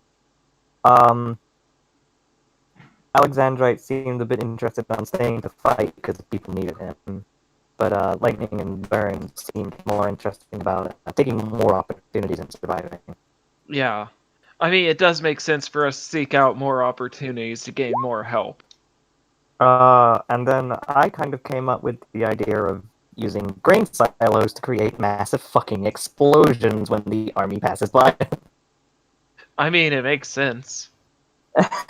Dust explosions are a thing, and they are devastating. Alexandrite also mentioned that we have 7.5 kegs of alcohol if we want to use them as weapons. You know, actually, upon doing that, I'm kind of tempted to have Burned like go down and test the alcohol, like see if it's still good, because who knows how long it's been down there. And At Burn which, got a big old. at which point, the captain will go, "Hands off my booze. If you don't, I'll shoot you." Now the captain's up here doing shit. Oh, Yeah, okay. fair. Oh, if you're secretly doing this, fine, fair enough. No, my character does not do stealth. I mean, Like, have you looked at his stealth modifier? well, okay. I Let's mean, see. secretly I doing would it. love stealth, but I have a giant robot bomb. Yeah, you do Yeah. have a giant robot following you. I mean, secretly doing it is in regards to you're not standing next to the captain shouting out what you're doing with No, the we were booze. whispering Yeah. about the Uh, alcohol. yeah, it's probably not a good idea for me to go down and test the booze. I could probably make worse stuff. She will probably shoot you if you touch booze. Yeah, I could probably make like worse stuff in like a bathtub if I really wanted. Alcohol. It needs to be flammable. Yeah, yeah, that's simple. Don't tell her you're making batches of alcohol. Yeah, I won't. I mean, I'm not doing it right now, obviously. All right. But, you know, you have free time. Obviously, you guys would rest one more night on the boat, with the Yeah. creepy robot standing over Lightning, just staring at her as she sleeps. Could you please make this robot stop following me? Swift. She says no. She doesn't know how to stop that happening. Why is it staring at me all the time? She doesn't know. We remembers you. Maybe it likes you? Question mark? With those red eyes? Yeah, I mean, I guess. It could be remembering you from before. Is it sentient? Is it intelligent? Do you remember me? You cut off my head. I think run you through with Alexandrite's longsword. Oh, yeah, it ran me through, not cut off my head. Yeah. If it, I don't think steel could fix if it cut off your head. Yeah, that would require a regeneration spell. Yeah, you can, and also, especially not if Lightning's head fell into a campfire and was melted down. Still require regeneration. Regeneration is that? So, out of curiosity, Steel, do I see the imprints where those goggles were on her head? Because I remember listening that session. I mean, if you look closely, you could probably see marks where it was. Yes. Hey, Lightning, what exactly caused those marks on your head? I just now noticed them. Oh, these things. She holds up the goggles. I, When I Ah. put them on, it was saying a bunch of stuff in the room, and whenever I looked at them, but it also gave me a big fucking headache. And what these idiots elected to do was to rip them out of my head. Would you rather slowly die? It wasn't killing me. It was Look. giving me a headache. You guys, Into your head. the past is in the past. Once I plan on picking up some skills in engineering eventually.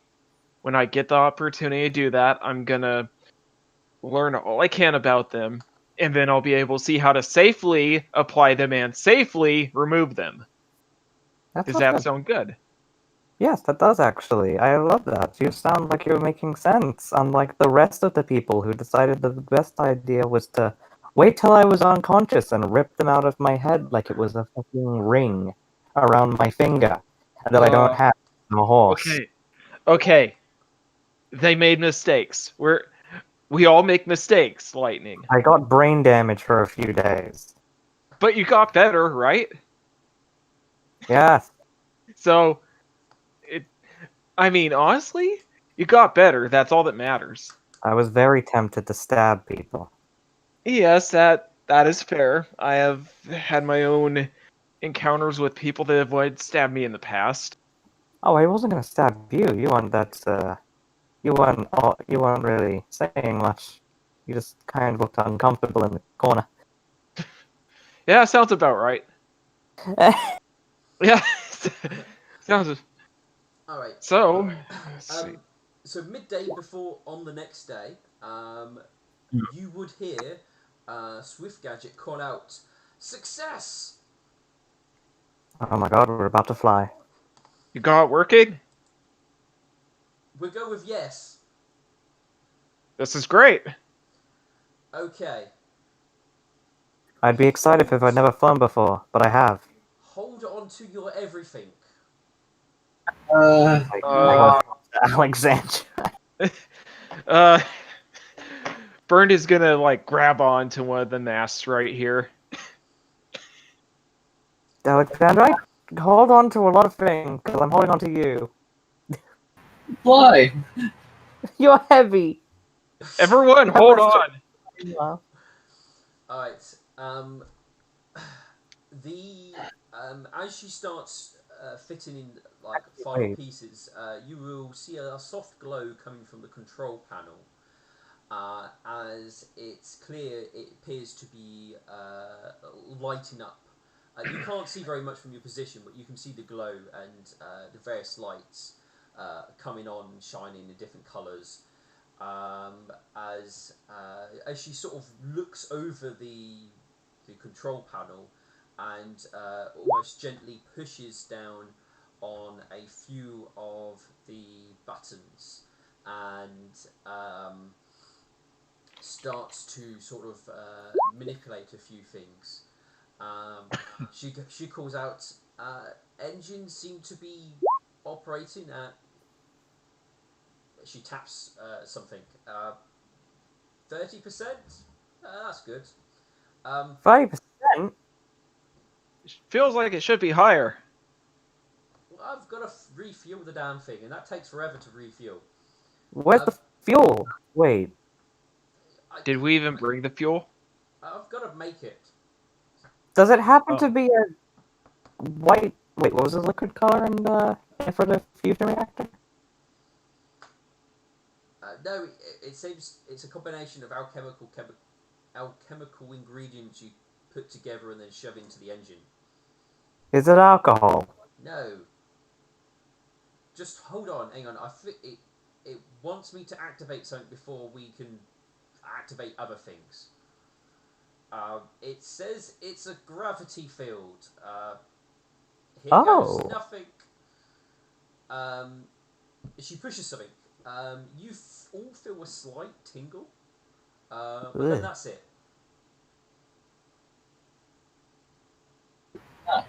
I think it works. All right. God, keep going. And then you suddenly feel a low sort of hum sort of run through the ship itself. There's like a Wait. judder and a vibration as you suddenly feel it sort of moving beneath your hooves as it rubs against the floor and starts to move and pick up. Once it's actually left the ground, you're no longer feeling any vibrations or juddering, and everything feels like, well, you're just walking on solid ground. It doesn't feel like you're flying. Oh. Hmm. It's flying? Well, we're airborne. This is Oh my different. god. Wait, we're in there? Oh my gosh, we're in there! It didn't explode. You're only about 50 feet off the ground, but you are in the air. Oh my god, it didn't explode. This is a success! A massive success! I see this as an absolute win. Milk can't possibly get angry at us now. I know, right? You go ahead and keep thinking that. Go ahead. And if he does, I'll just put his horns down. It's Milk Thistle. He can get angry at anything. No, that's not true. So the captain sort of goes, where are we going now then? Well, Wildertown or Caddiston? well, don't we have to pick someone up? Right. Take us to that island.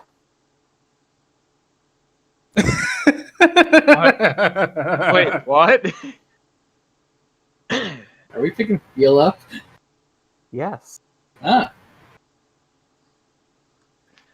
Well, let's see. I know we have to pick up Swift Victory. Whoever else we need to pick up, then we could probably. You never mentioned anything about picking up Swift Victory, so he would have just carried on going to wherever he was going afterwards. Yeah. Oh, that's true. I thought we were gonna pick him up. Actually, Swift, can we talk before I mention the island?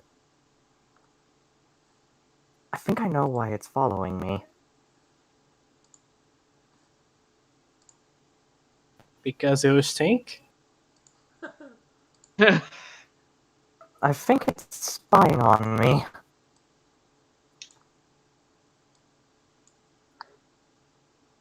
So I'm going to go down in the cabins so this thing doesn't know where we're going.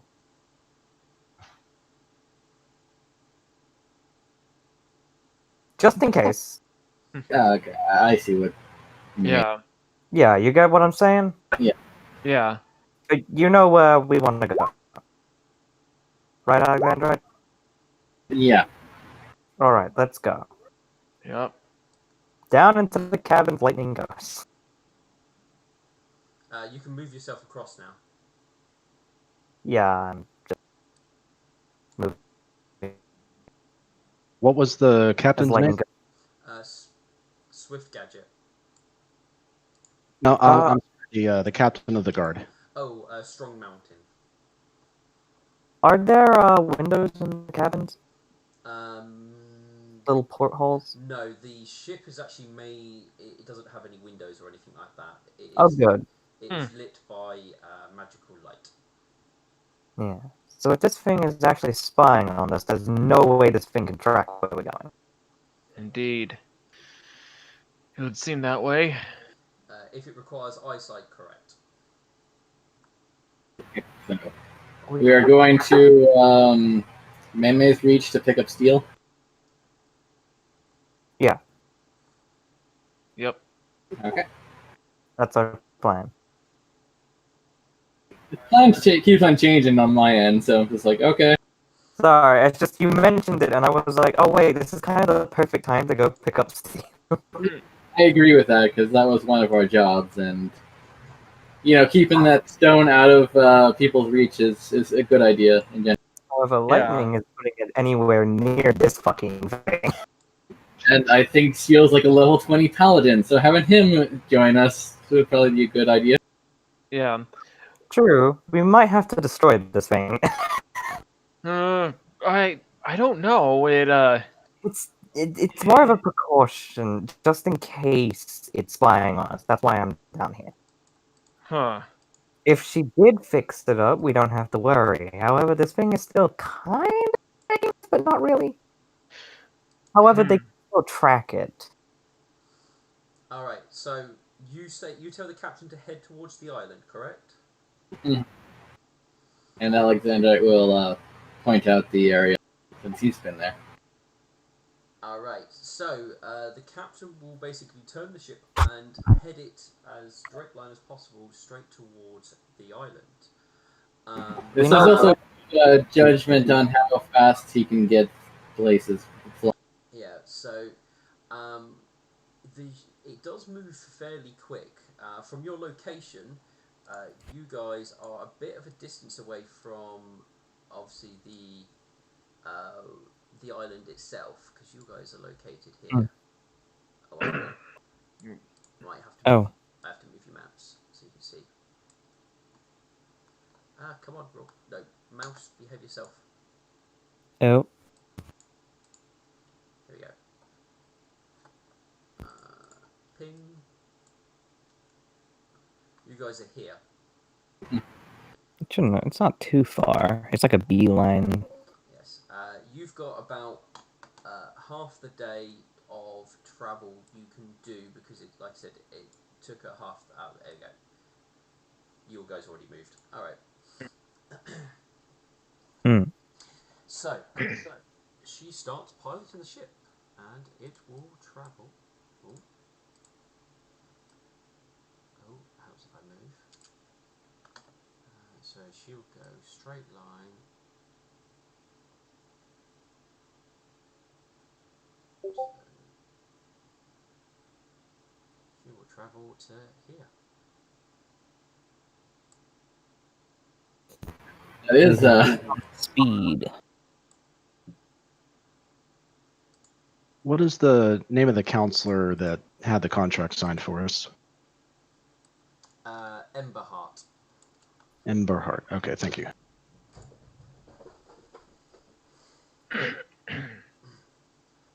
So you guys would travel that far in a day as it starts becoming dark. At which point the captain will kind of stop flying the ship, mostly because she can't. Well, she could fly in the dark, but at which point she has no idea where she's going or can see any landmarks. Understandable. So kind of just sort of stops the ship and just leaves it floating there. Understandable. From the air, can we see like Steele's little cabin? No. Okay. All you can see below you is forest. I think we know where his cabin is. It's down here, I believe. Yes, you know Yes. where it is from certain landmarks. From the sky, it might be a different story. I imagine it would be easier to find those landmarks. Yeah, we could just straight see the house. I can find my house from here. And also, lightning can fly down to search for the landmark if we Yeah. need to. That was my plan of like having lightning scout ahead, like when we need to actually get closer, tell Steele what's going on. Yeah, lightning is actually gonna see if you can take a look at this robot more, see if there's anything going on with it now that she's suspicious of it. Can I roll perception, or You can roll perception looking at it, yeah. because I can't roll engineering? Oh my god! Yeah, you don't really see or notice much. I mean, like I said, there's gears, there's mechanical things and metal bits. I mean, it looks like a mechanical clockwork deer thing. Another goddamn two. God bless. All right, so that would basically put everybody on the end of the day that we have just literally had. Okay, so we can move around what those 5 hexes a day or half a day. Yeah, so 10 hexes a day. Damn.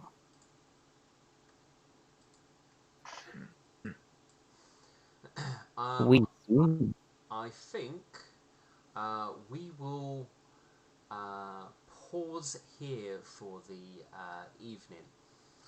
I was hoping the party would go back together, but No. but no. This is why we never split the party. Closer. Then go to them. I'm going to walk my dog. All right. Alright. Well, it was a fun session. Mm-hmm. Yeah, this one was a lot. And I apologize for showing up late. I'm a person of habit, so if my schedule gets thrown out of whack, things become inconsistent in my mind, and I'll forget things. So I was not only on time, but I was early for all the sessions, just hoping we'd be able to do them. And so missing those, I wasn't even thinking about this Friday. So that was my fault, and I apologize. It's all right. I mean, it happens.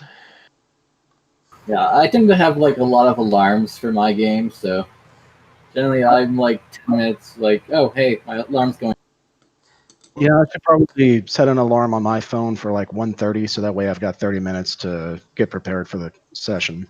Well, I'm Yeah. gonna close the stream now. So if people want to say goodbye to those who Auf decide to join us, Wiedersehen. Have a good day, you guys. Thank you for joining. Goodbye. To be honest, I'm personally liking how much we're getting done since we split up. Oh yeah, definitely. But splitting up's also a bad idea.